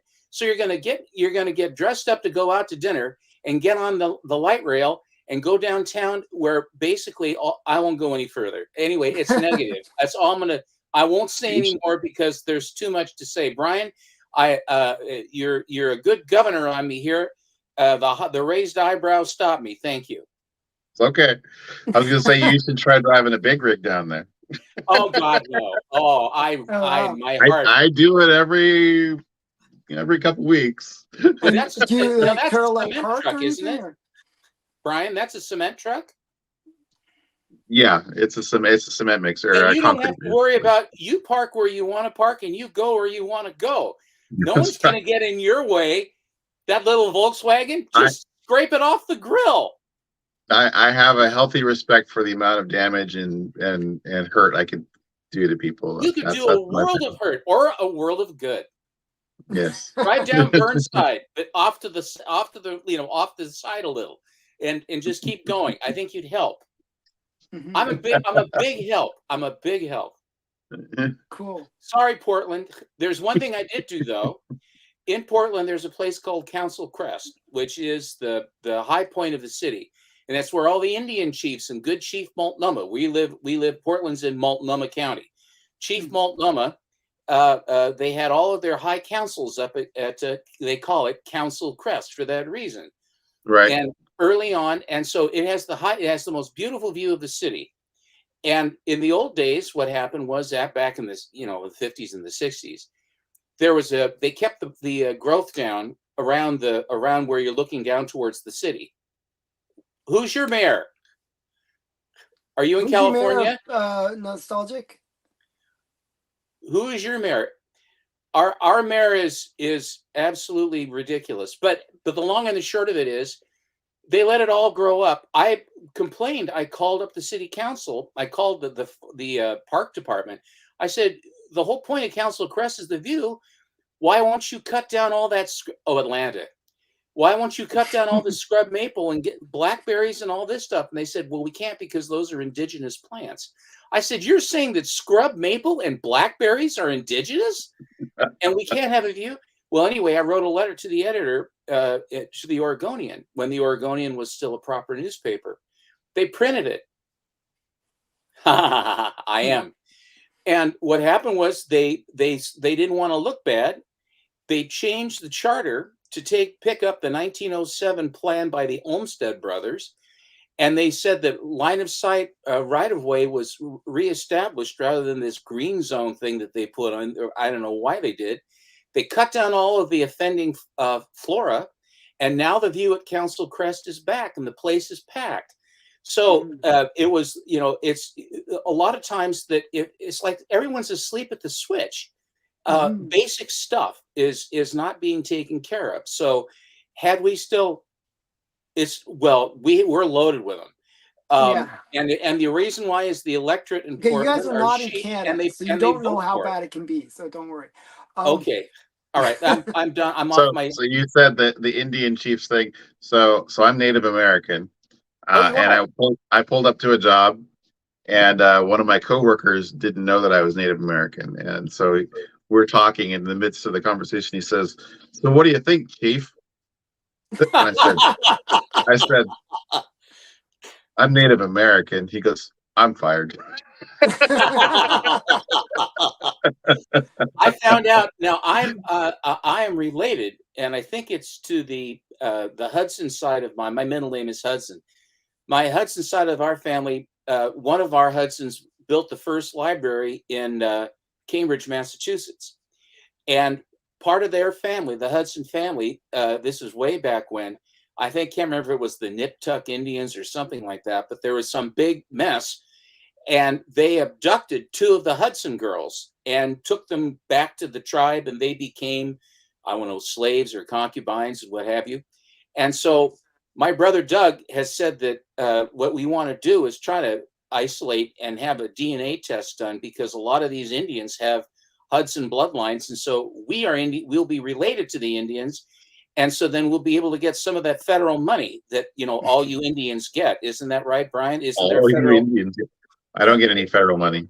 No. Oh, that's not right. What tribe are you with?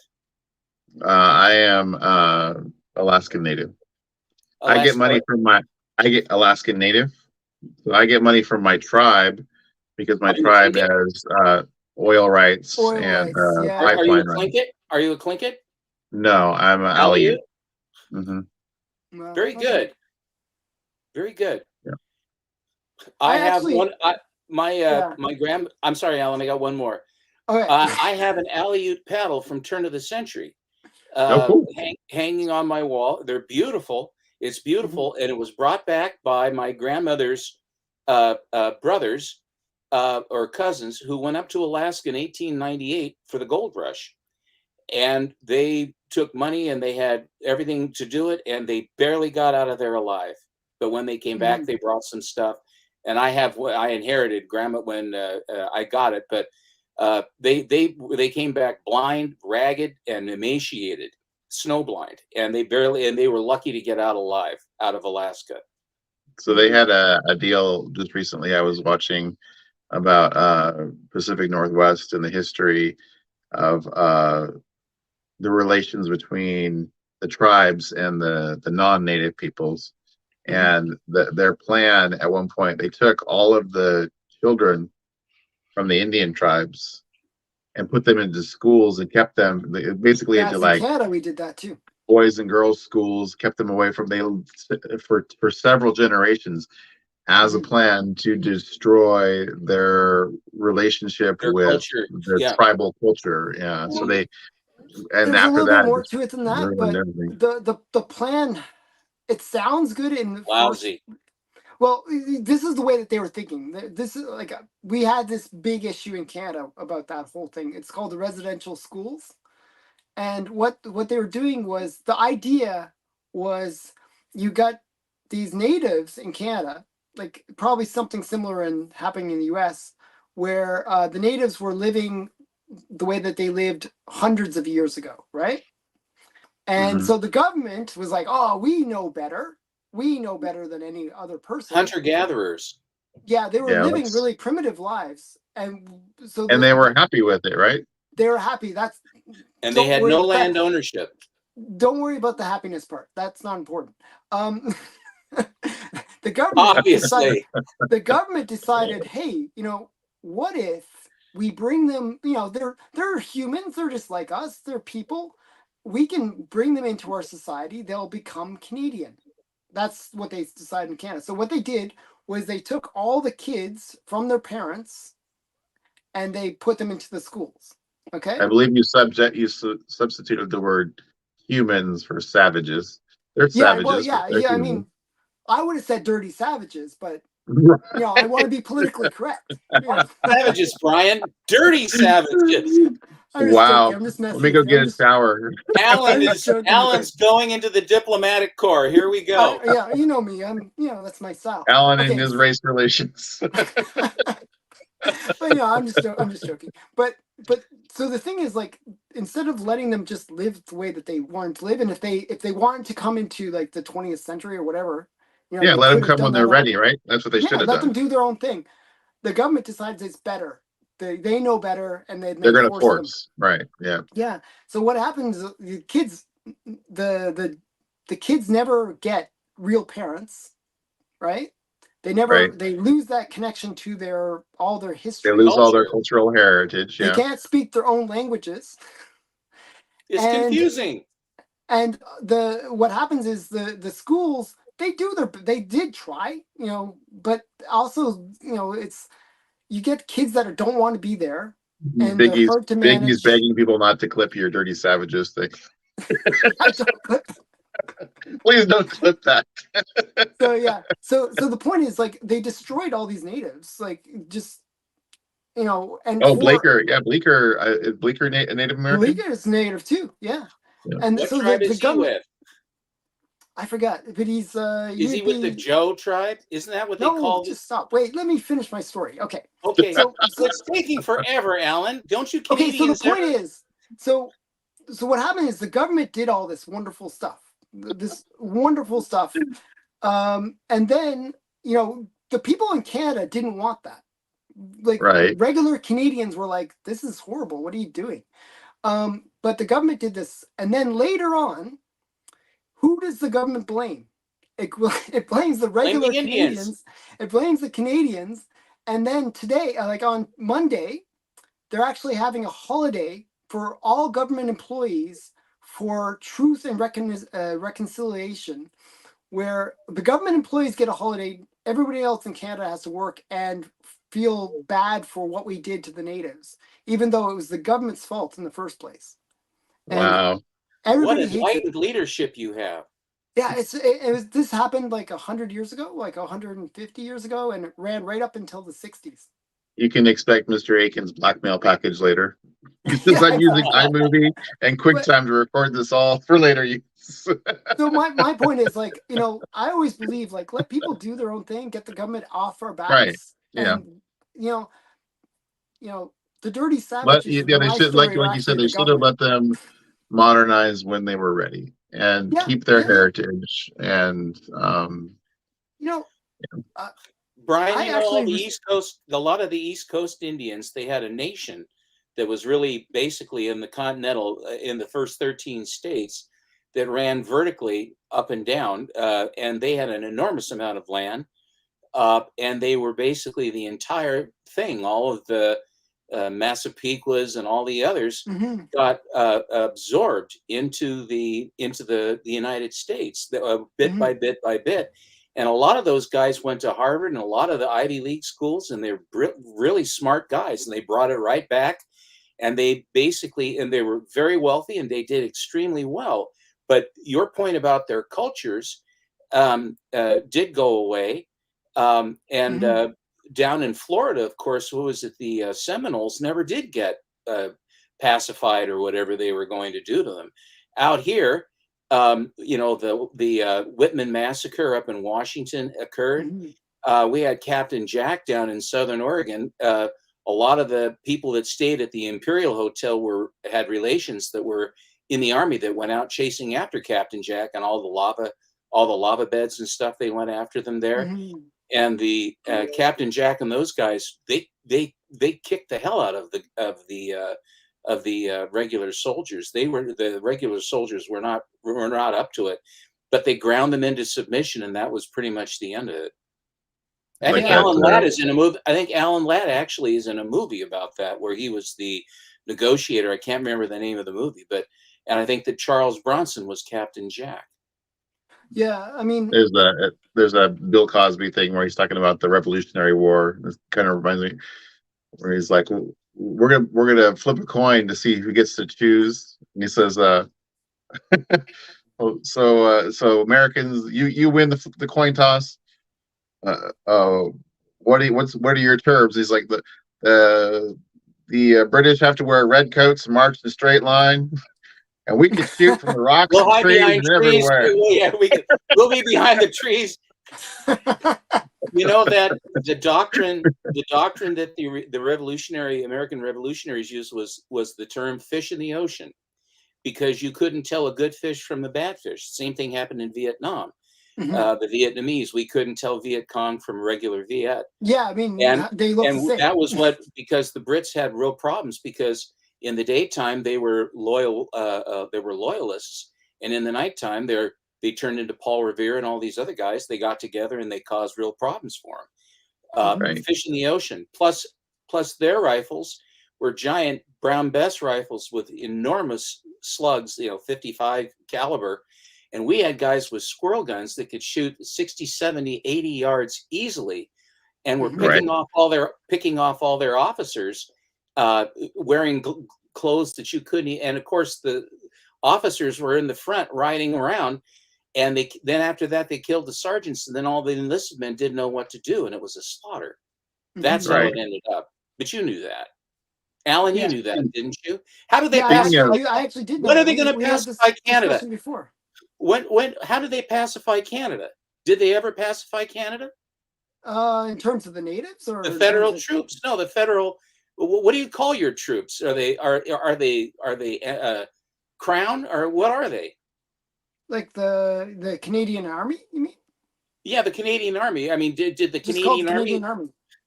Did they just so go I'm in gonna and clean them all out, or the so we're gonna, RCMP? I'm gonna right turn this conversation with the guns and everything. Your video on Instagram about your pop guns was Oh yeah. amazing.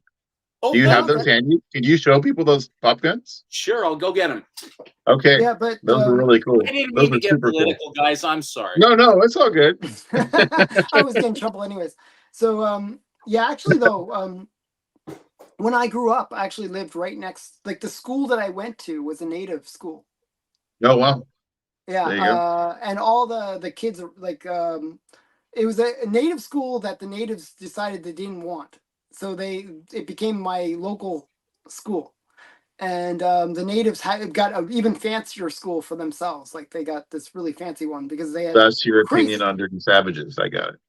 Yeah, I know. I was just joking about that. But the funny thing is, like the natives, because they didn't control their own stuff. What happened was you would see like their houses were like amazing. They would have these big satellite dishes, but they were all falling apart. That's Everything pretty was cool. falling There you go. apart. You're ready to go into space. All right. So what's the Okay. deal on these? Make Show the guns. Show the them big. guns here. Make them big. Okay, in 1934, Daisy Manufacturing of Plymouth, Michigan. The BB gun guys, right? They're the BB gun guys. They're the Red Ryder BB gun guys. Does that shoot BBs? No, this is a pop gun. This is just a pop gun. The way it works is this. You'll notice that there is a little hinge pin right here. Okay, and the gun breaks like this. And see there, it pulls the spring back, and then back in, and then it shoots. Okay. It looks like Han Solo's gun. It does have with the Mickey Mouse on the top, the reels of the ammunition. So that's but anyway, Buck Rogers, right? This is Buck Rogers. Yeah. 1934, and what happened was Macy's department store had a big plan to sell these things for Christmas of 1934. This is the very first ray gun toy gun. This is it right here. Wow. And so what they did was they took an entire, I don't know if it was a whole floor, World of Tomorrow, and they basically sculpted it. They built it like it was this giant space terrain, and all the employees wore space suits or space stuff. And this was the primary reason why they did that, was to sell this pop gun. And evidently the lines, when the place was packed, and they had lines around the block of parents having to get in there to get these things. And you'll see there's a spring. Actually, you can't see the spring. It's further back in, but you can see it better on it. Then this is the bigger one. This was the first one. This is the Buck Rogers gun. Okay. And it has the silver front sight, etc. The other one that they had was his partner, the female, was Wilma Deering, and this one is smaller. Yeah, it's a girl. Yeah. And so Wilma's doesn't have the silver up for the front sight, and there you can, if you can see, but you can see those metal clips hold a spring. Okay. And this is the same thing. You break it here and then back up. Nice. So that's cool. What guys could do with this, because they had the same kind of guns, pop guns, as rifles. So what guys would do is they would take it and jam it into the dirt and then cock it, and then the force of the air coming out of it, you could shoot a hunk of dirt. Wow. You could shoot a hunk of dirt, because they figured out it could shoot something, because it sounded good. You had to shoot something. But the BB guns that they had BB guns till, they had any number of different ones. I have several. I have the Model 25 Takedown. I have two of them. One of them has a telescopic sight, which is more of an appendage than it is a functional thing. But they kick hard, and you can kill birds with them. My first BB gun was in 1896. It's the one that's on the back of a lot of covers of DC books. Marvel had the guy that was trying to help you draw. DC was the ones where they wanted to arm you with BB guns. I thought DC was better. That's Golden Age, though, isn't it? I think after Golden Age, they didn't let you put guns on them, right? Well, in the Silver Age, the Silver Age, you bet they did. In the Silver Age, they had the lookalikes to the 1896, 1892. But those weren't actual guns. They were BB guns. Yeah, BB guns I think were allowed. Say again? I think BB guns are allowed, but they were actually, in the original Golden Age, they were selling like actual rifles.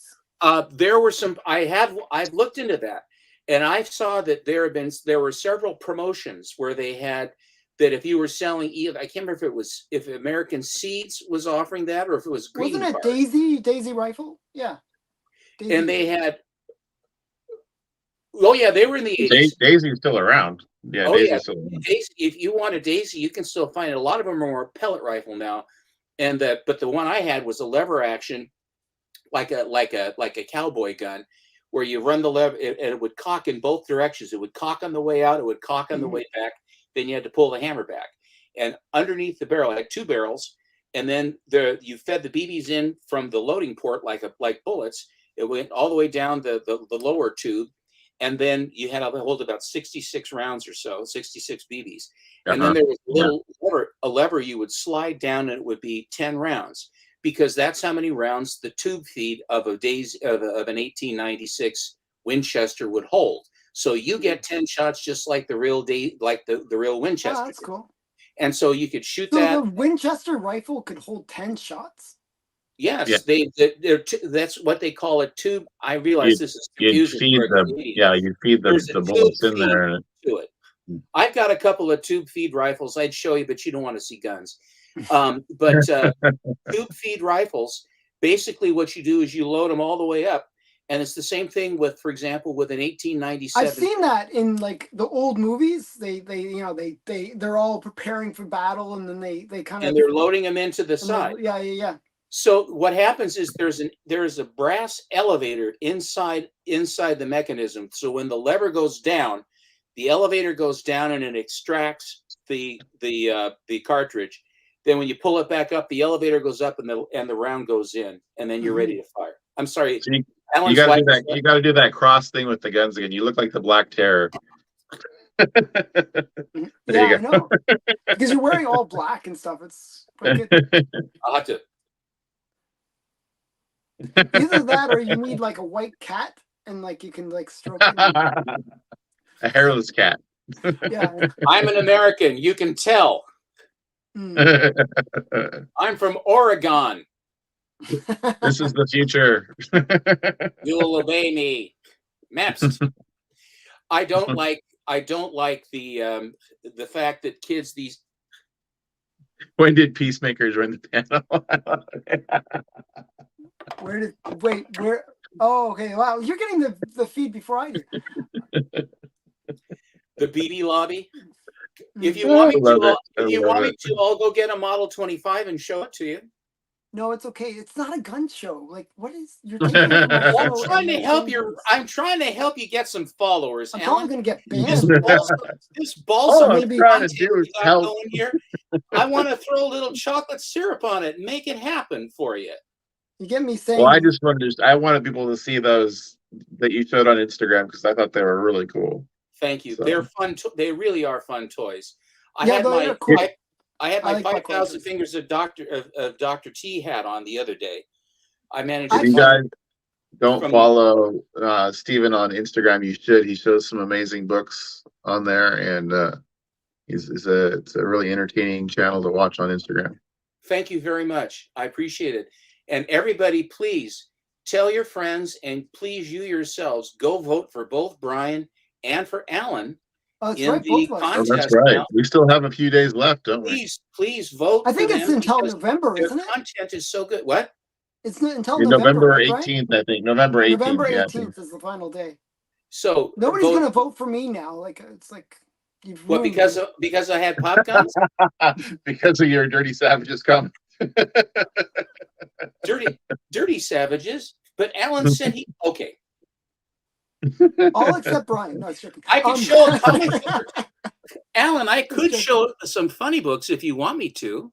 Or do you have to go and talk to your wife? They have to be funny. If they're not funny, I don't know. Hashtag cancel Alan, says Mr. Akins.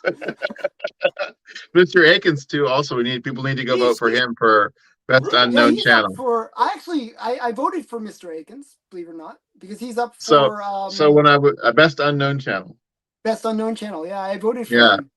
So when I was over in Hermiston, I was having other drivers. I was like, "Hey, let me see your phone." They'd be like, "Here, you need to vote." They'd be like, "Who do I vote for?" And I'd be like, "That guy and that guy." Vote for that one. It's very strategic. I was actually worried about that with because I was telling a bunch of people to vote, and I was saying, okay, vote for these people. Like I even told my family to vote for you, Biggie. A big B. I Why appreciate am I that. saying Big B? Biggie and Big B. Wow. Big E and Big B, yes. Yeah. So So I my told my phone family. is about to So my my phone is family about to voted for die. you. My family who doesn't know anything about comics voted for you. So Well, I appreciate that. They yeah. do. So even my mother. So very interesting. So You and your mother. I told them to vote for you and a bunch of other people. Alan, who am I voting for? You're voting for who I tell you to. Yeah. I Is Baby Huey funny? Baby Huey. Baby Huey is Yeah, funny. he's okay. Yeah, he's a funny book. Okay, let's see. Show your funnies. Show my funnies. Oh, okay. Baby Huey. Nice. There you go. Some Harvey goodness. Yeah. So, Alan, I'm giving you fair warning. My phone says I have 15% left on my battery. So if I disappear, it's not on purpose. Okay.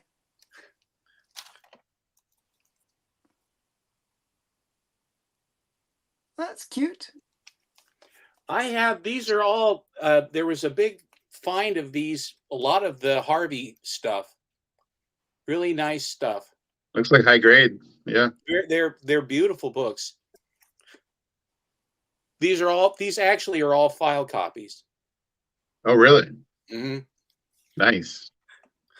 Is this from your connection guy that you said? One That's of your them, stuff, I yeah. can't remember which connection guy this was. Here we go.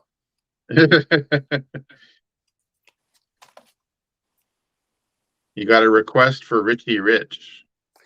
I don't know if I have as much Richie Rich as I have. I have a bunch of Richie Rich here. And Dennis the Menace. I have both. Casper the Friendly Ghost, Casper TV. Let's see here. Dennis the Menace and Richie Rich. You didn't like Dennis the Menace or Richie Rich, Stu? Or Hot Stuff. Oh, There's nice. Hot Stuff. I'd like to get Hot Stuff #1. That's the only one I really want of Hot Stuff. I love this one. He's flying right through the jet. I know, it's cool. It's nice. It's impressive. Kind of strange. It's nice. I'll give it that.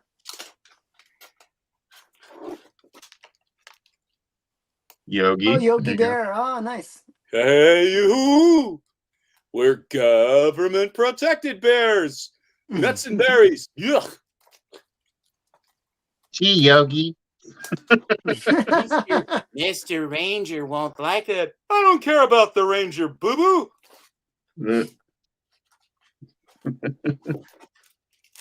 I always liked that he was Little smarter than dot, the average yeah. bear. Oh, nice little dot. What issue number is that?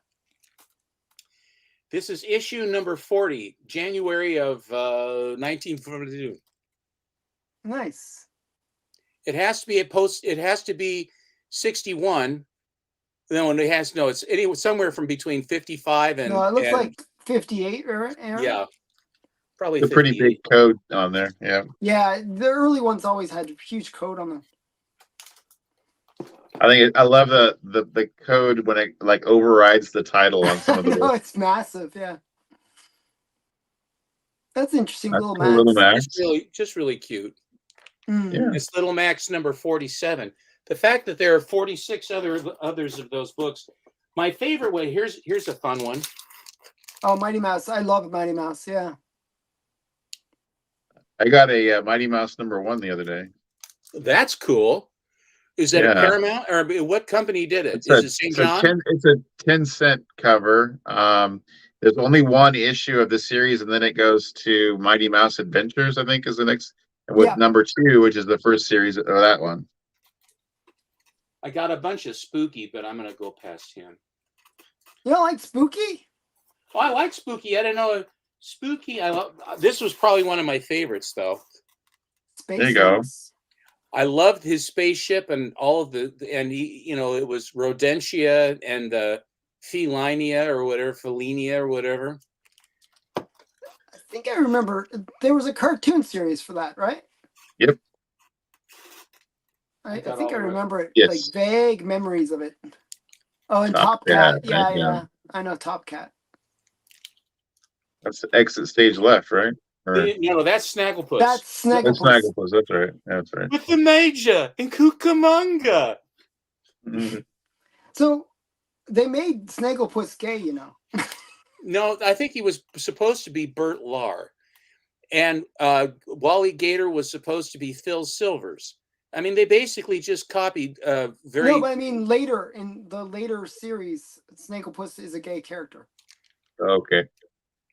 I'll leave We're trying to keep the political stuff out of it. I'm just saying. I'm just saying. I won't. Actually, but it's a cool comic. It's just it's weird that he is gay in it though. I mean, it's an animated character. I mean, okay. Yeah. I didn't even know he had a gender. Yeah, I know. It's weird how they do that. That's actually a big key. That's the first Rocky and Bullwinkle, isn't it? Yeah, it is. And these are all stunningly beautiful file copies. And I was able to get them all in one shot, which was not fun financially, but I was able to get them all. The entire run. You get a good deal? A pretty good deal. Oh, wow. This was a few years back. I like Nice. Rocky and Bullwinkle. I thought that was a fun show. And Boris is Moose and Squirrel. He's always Moose and Squirrel. Mm.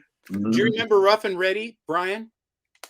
No, I don't think so. They were the first Hanna-Barbera cartoon after they left MGM. Mm. I only learned about Rough and Ready later, and I watched a couple of their cartoons. They my favorite one that they had was when they fought they were from a planet called Mooney Moolah, and they were all made out of aluminum. It was backward, but they were the Mooney Moolah men. And those cool. cartoons, they had adventures that ran 5 days. So like if you had a kids TV show, cartoon show, it ran Monday through Friday. So they'd say, now time for Rough and Ready. And then it would give you, the cartoon would start and it would be a synopsis of what's happened. Mm-hmm. It gives you just a spoonful of something to advance the plot. And then they give you the teaser for the next one. And then it runs all the way into the end of the week. Yeah. Then you finally get the end of the story. So I don't know how to pronounce this person's name. OTMI? Otmi? They say, show us a big Golden Age book. Oh. All right, I will. Oh, okay. Sorry, I didn't see that one. Painted There you go. cover. Yeah. You're tired of all this fun stuff, huh? You want to get back to the stuff. Well, we were Meat trying and potatoes. we were trying to kill the political stuff, so we went to Toning it down, but then we started getting into political stuff again. that was my fault. My fault. Sorry, I didn't mean to.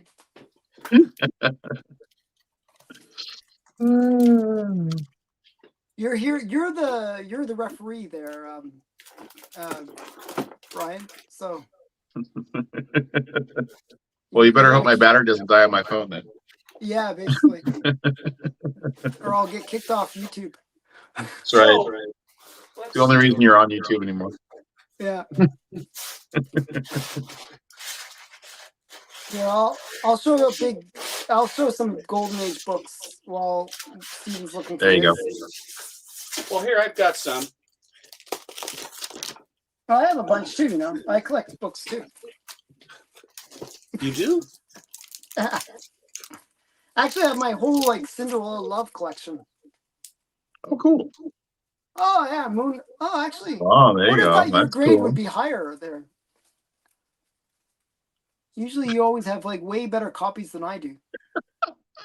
You have a nicer copy of this, Alan?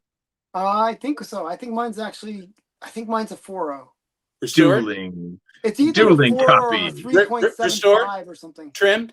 No, it's I don't know. Actually, I'm just joking. I think mine. I forgot what mine is. I think mine's actually a raw copy. But I'm loving what Mr. Akins is saying. He's gonna rip that video of you and use it as his intro. Uh-oh, don't hurt me. Don't get me in trouble. I'll get all these people hate watching my channel. Well, watching. Well, if is you can watching, make your right? channel on hate, love isn't working. Let's try hate. Yeah. I'm the devil. You This heard is- it. Now he's going to clip that piece too. That'll be part of the intro. I Love isn't really love. working. I really love this particular cover because it That's has. beautiful. Mm. It's a war cover, Is but that it has Schomburg? number No, 35. no, it wouldn't be Schomburg. Schomburg didn't do Pep. No, this is Irv Novick. Irv Oh, Novick. okay. But to see on the tank, the Japanese tank, where So it's the not hangman is clocking the Japanese soldier. So wait, just it's Novik. It's not Novik. Novick. Novak. I was always saying Novik. Novick. I Irv know, but Novick. it could be pronounced Novik. It's Irv Novick. Well, I'm just saying I mispronounced it all this time. It's my point. Well, Alan, that's nothing new. I mean, you know, I'm you're always welcome. mispronouncing things. Raboy and you know. Yeah, that's my thing. It's like Charles Bureau.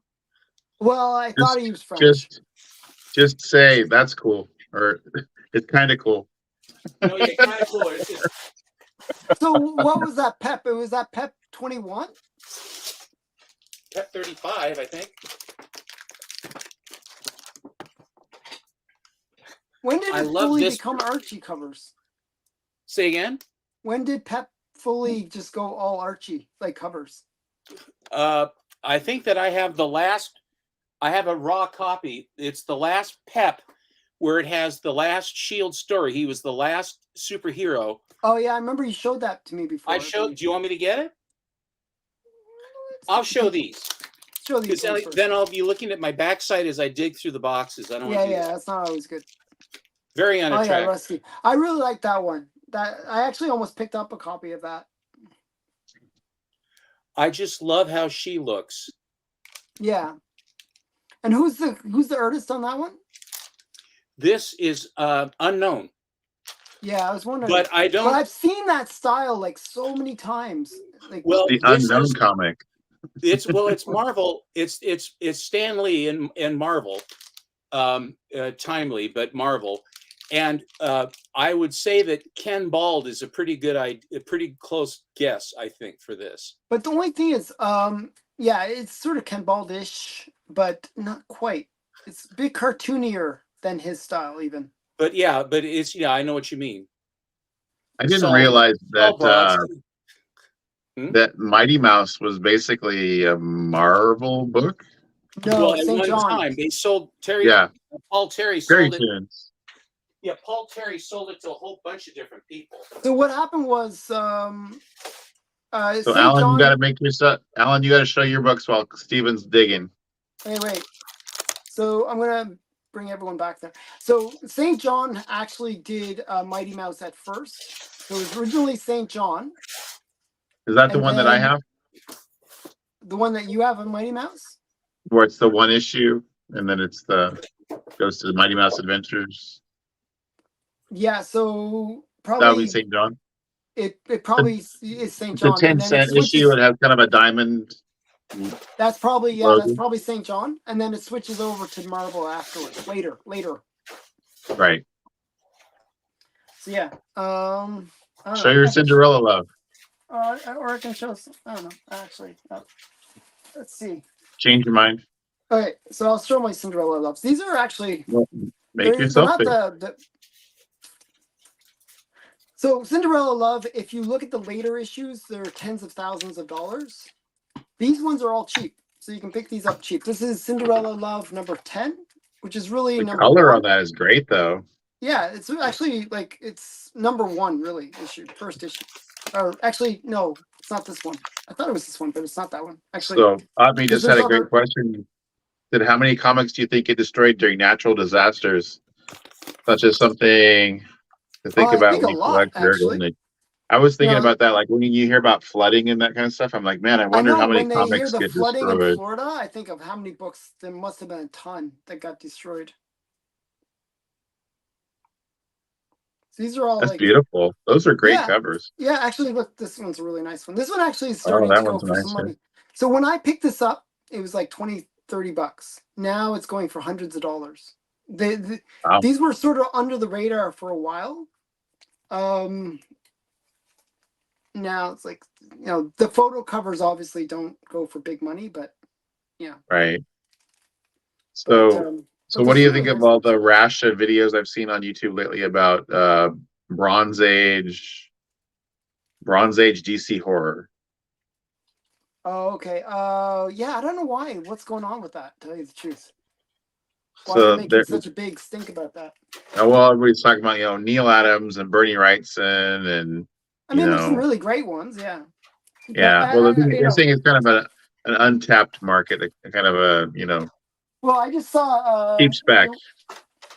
Mickey Swagelhouse talking about it, and he was saying, "Oh, it's like worst kept secret kind of thing," like. Well, yeah, because Bronze and Modern Gods just did a big video about it too. So yeah, I mean, those books are actually not that inexpensive. They're actually fairly pricey already, in my opinion, considering they're mass produced. What? I am such a dinosaur. When I was finished, I collected all the way through the Silver Age. I started collecting in 1959, and by the time I got into the Bronze Age, it really it was so derivative. Everything was so derivative of the Silver Age. I just said, I don't know why I'm still collecting. These will never be worth anything. Brilliant. Mm-hmm. savvy move. I'm a savvy guy. I live in Portland. But the thing that it was though, the Neil Adams books and Return of the Dark Knight, with Frank Miller, those the Batman character brought me back in, and beautiful stuff. I have I've always liked that. But you were talking about Mickey Mouse, about Mighty Mouse. I got one that I saw years ago, and then I finally got a chance again to actually buy it, and it's this one here.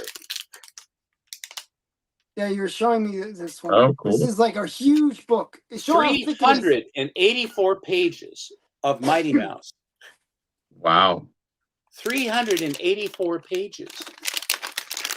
Show the other side. Yeah, that's what I was gonna say. Wow. It's like that's book. Awesome. It's like a thick. I think this is the largest. I think this is the largest single spine or single wrap regular comic book. I don't think there's any bigger. That's pretty cool. And then since I'm on to, Alan was showing. I just throw it a little more. Good girl. All right. That's beautiful. This is a #1 issue. And that's from the 40s? Yeah.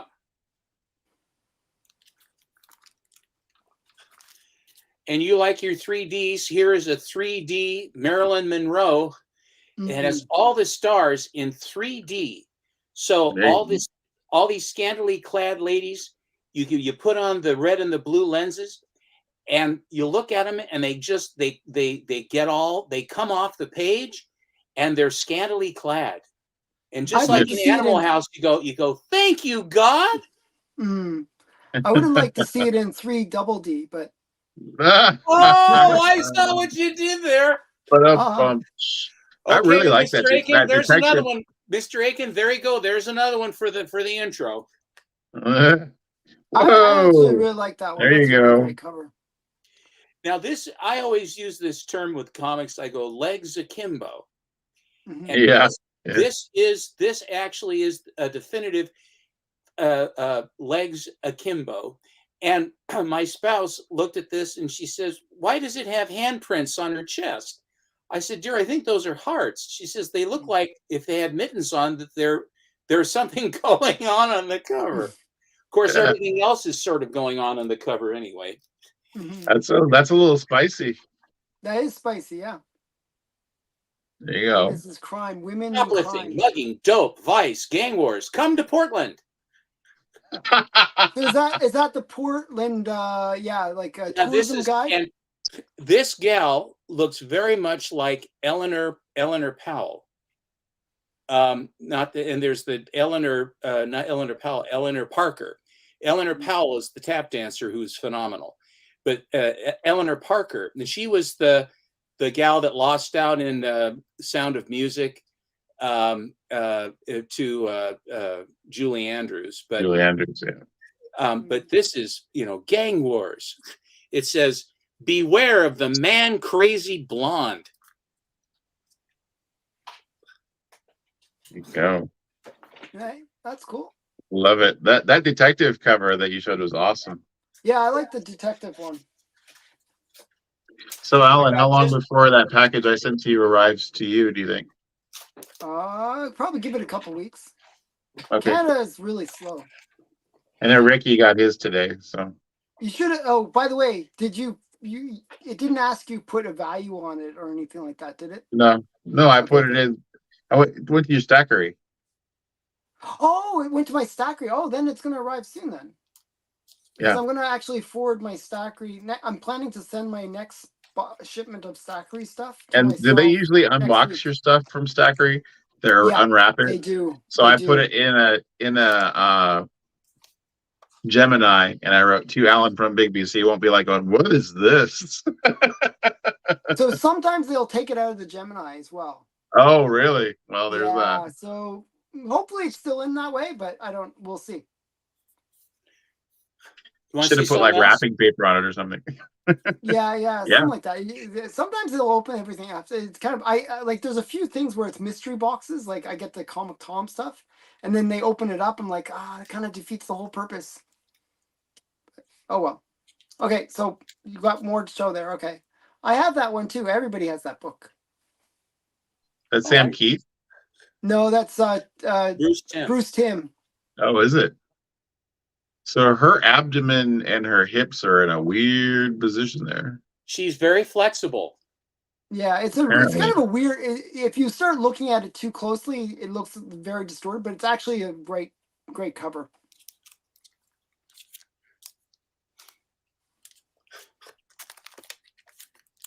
The part with the guy with the branding iron is really great. It just the part her abdomen and her hips looks weird to me as all.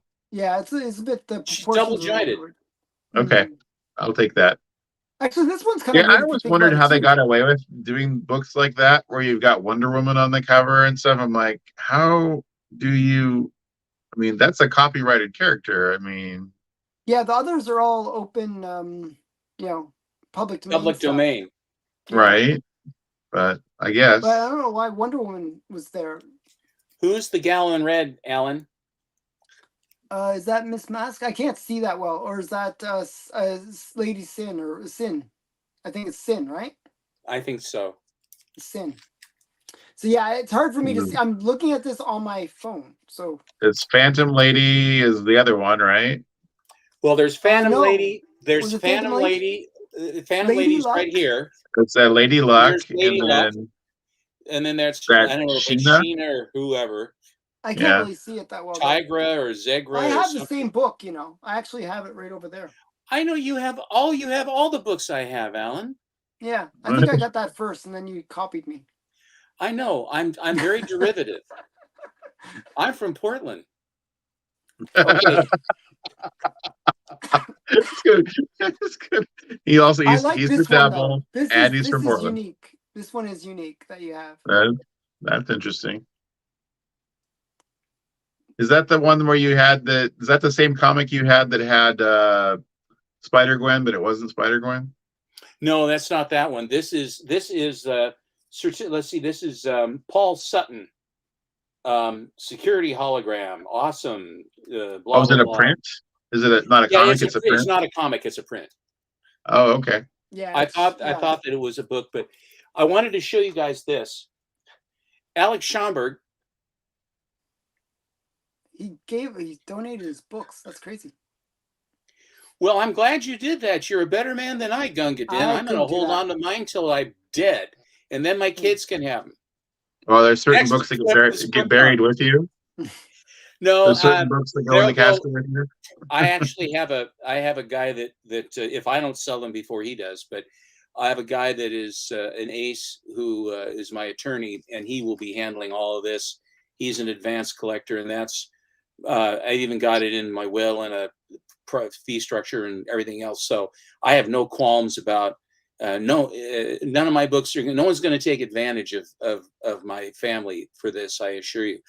Alex Schomburg was at this convention, and in the book Chroma, which was written by a couple guys, they thought that Schomburg was dead.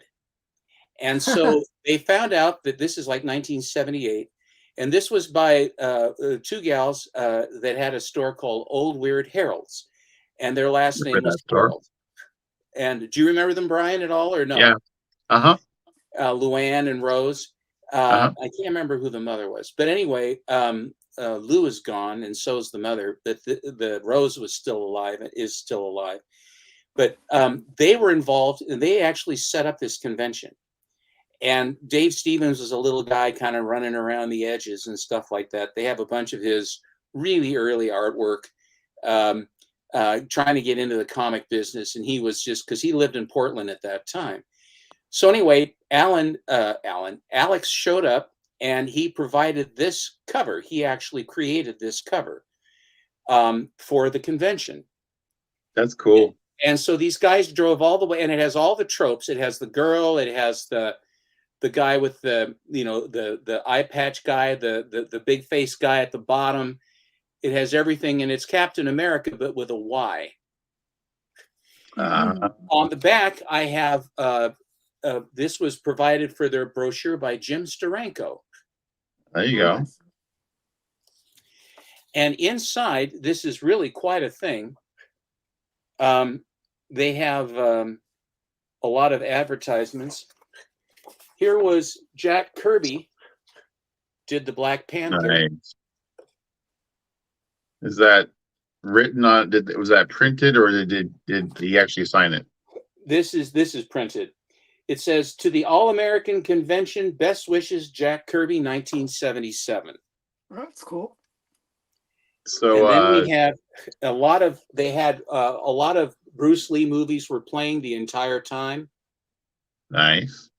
Wait, what era is this? What time period is this? 1977. 1977. 77. Okay. Graphic fantasy comic shop, huh? And who is Neil? Is that Neil Adams? Neil Adams. Yes, Is that it is. actually a signature, or is that It's the signed. It's the print that is signed by him. Okay. Gotcha. So Dave from West Coast Avengers, he bought a program from a San Francisco show that Kirby did the cover for, and when he got home, he opened it up and Kirby had signed the back autograph page. It was the only autograph in the whole book. Oh, that's wow. cool. Yeah. This is Mike Royer. Nice. She topless? Yes. It's like I didn't see any top on her.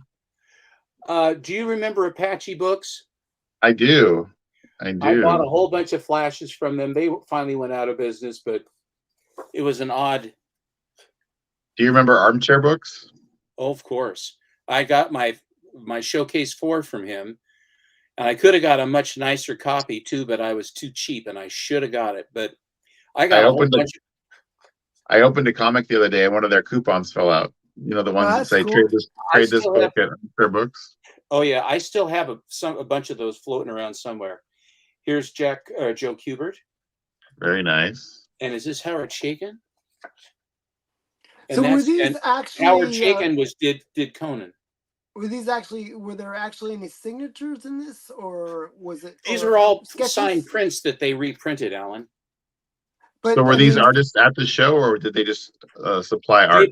They provided. I can't remember how many. I'll have to look in to see how many of the artists were actually here. You might remember this one, Alan. Oh yeah, Wolverton. Basil Wolverton. Mm. His style, you can see him. Only the uncouth stick their fingers up their noses. That's right. He uses his toes. Now, Alex Schomburg didn't do interior art except for Don Juan. I believe he did the interior art for Don Juan, was the only comic he ever did. But Alex brought some unpublished artwork with him. And here is a page of unpublished Alex Schomburg art. Oh, really? And what is that from? Some space comic. I don't know for sure what it is. And I have the program, a couple programs from the year after this one, and there are about 4 or 5 pages of this story in that, which is the only time it ever saw the light of day. So how did picture Alex of the man Schomburg get away himself? with? What? Say again? Is that a picture of Schomburg himself on That's the other man? Alex right there. Yeah, at the time. So how did he get away with not doing interior art though? Because he was doing so much work for covers for damn near everybody that wanted him. You had, So how many covers did he do, Alan? He must have done like, what is it, 1,500 covers to different companies, something like that, 15, 1,600? That's a lot, yeah. And in 1977, he was 73.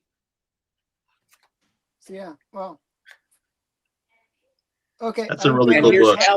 Here's Alan Cooperberg. I'm sorry, do you got to run? I'm going to have to run soon here. Okay. Well, we had a good run, 2.5 hours. I should have left about 2.5 hours ago. There you go. First V for Vendetta. V for Vendetta. And also the first, what's it called? Miracle Man. There you go. Yep. I doubled up on that one. Double key. So Mr. Aiken says that since your wife's going to bury you in the backyard, can he have all the passwords to your YouTube channel? I don't know if you want my YouTube channel after tonight. He's a helpful guy. Can I help shovel the dirt, Mrs. Pollitt? Can I help? I'm from Portland. Thanks everyone for hanging out with me. I'm from Portland. He's from Tennessee, isn't he? Even people from Portland, Kentucky, Alabama. Where is he? Mr. Aiken, is he in Tennessee? I don't know where he is actually. He's in the South. Mr. Aikens is in Alabama. Are you in Alabama, Mr. Aikens? I don't know. Am I saying that wrong? Alabama. I got it right. Oh, he is? It's Alabama. Roll wow. Tide. Cool. There you go. Yeah. So okay. So good night, guys. Hey, thanks everybody for watching. Thanks everyone. Adios.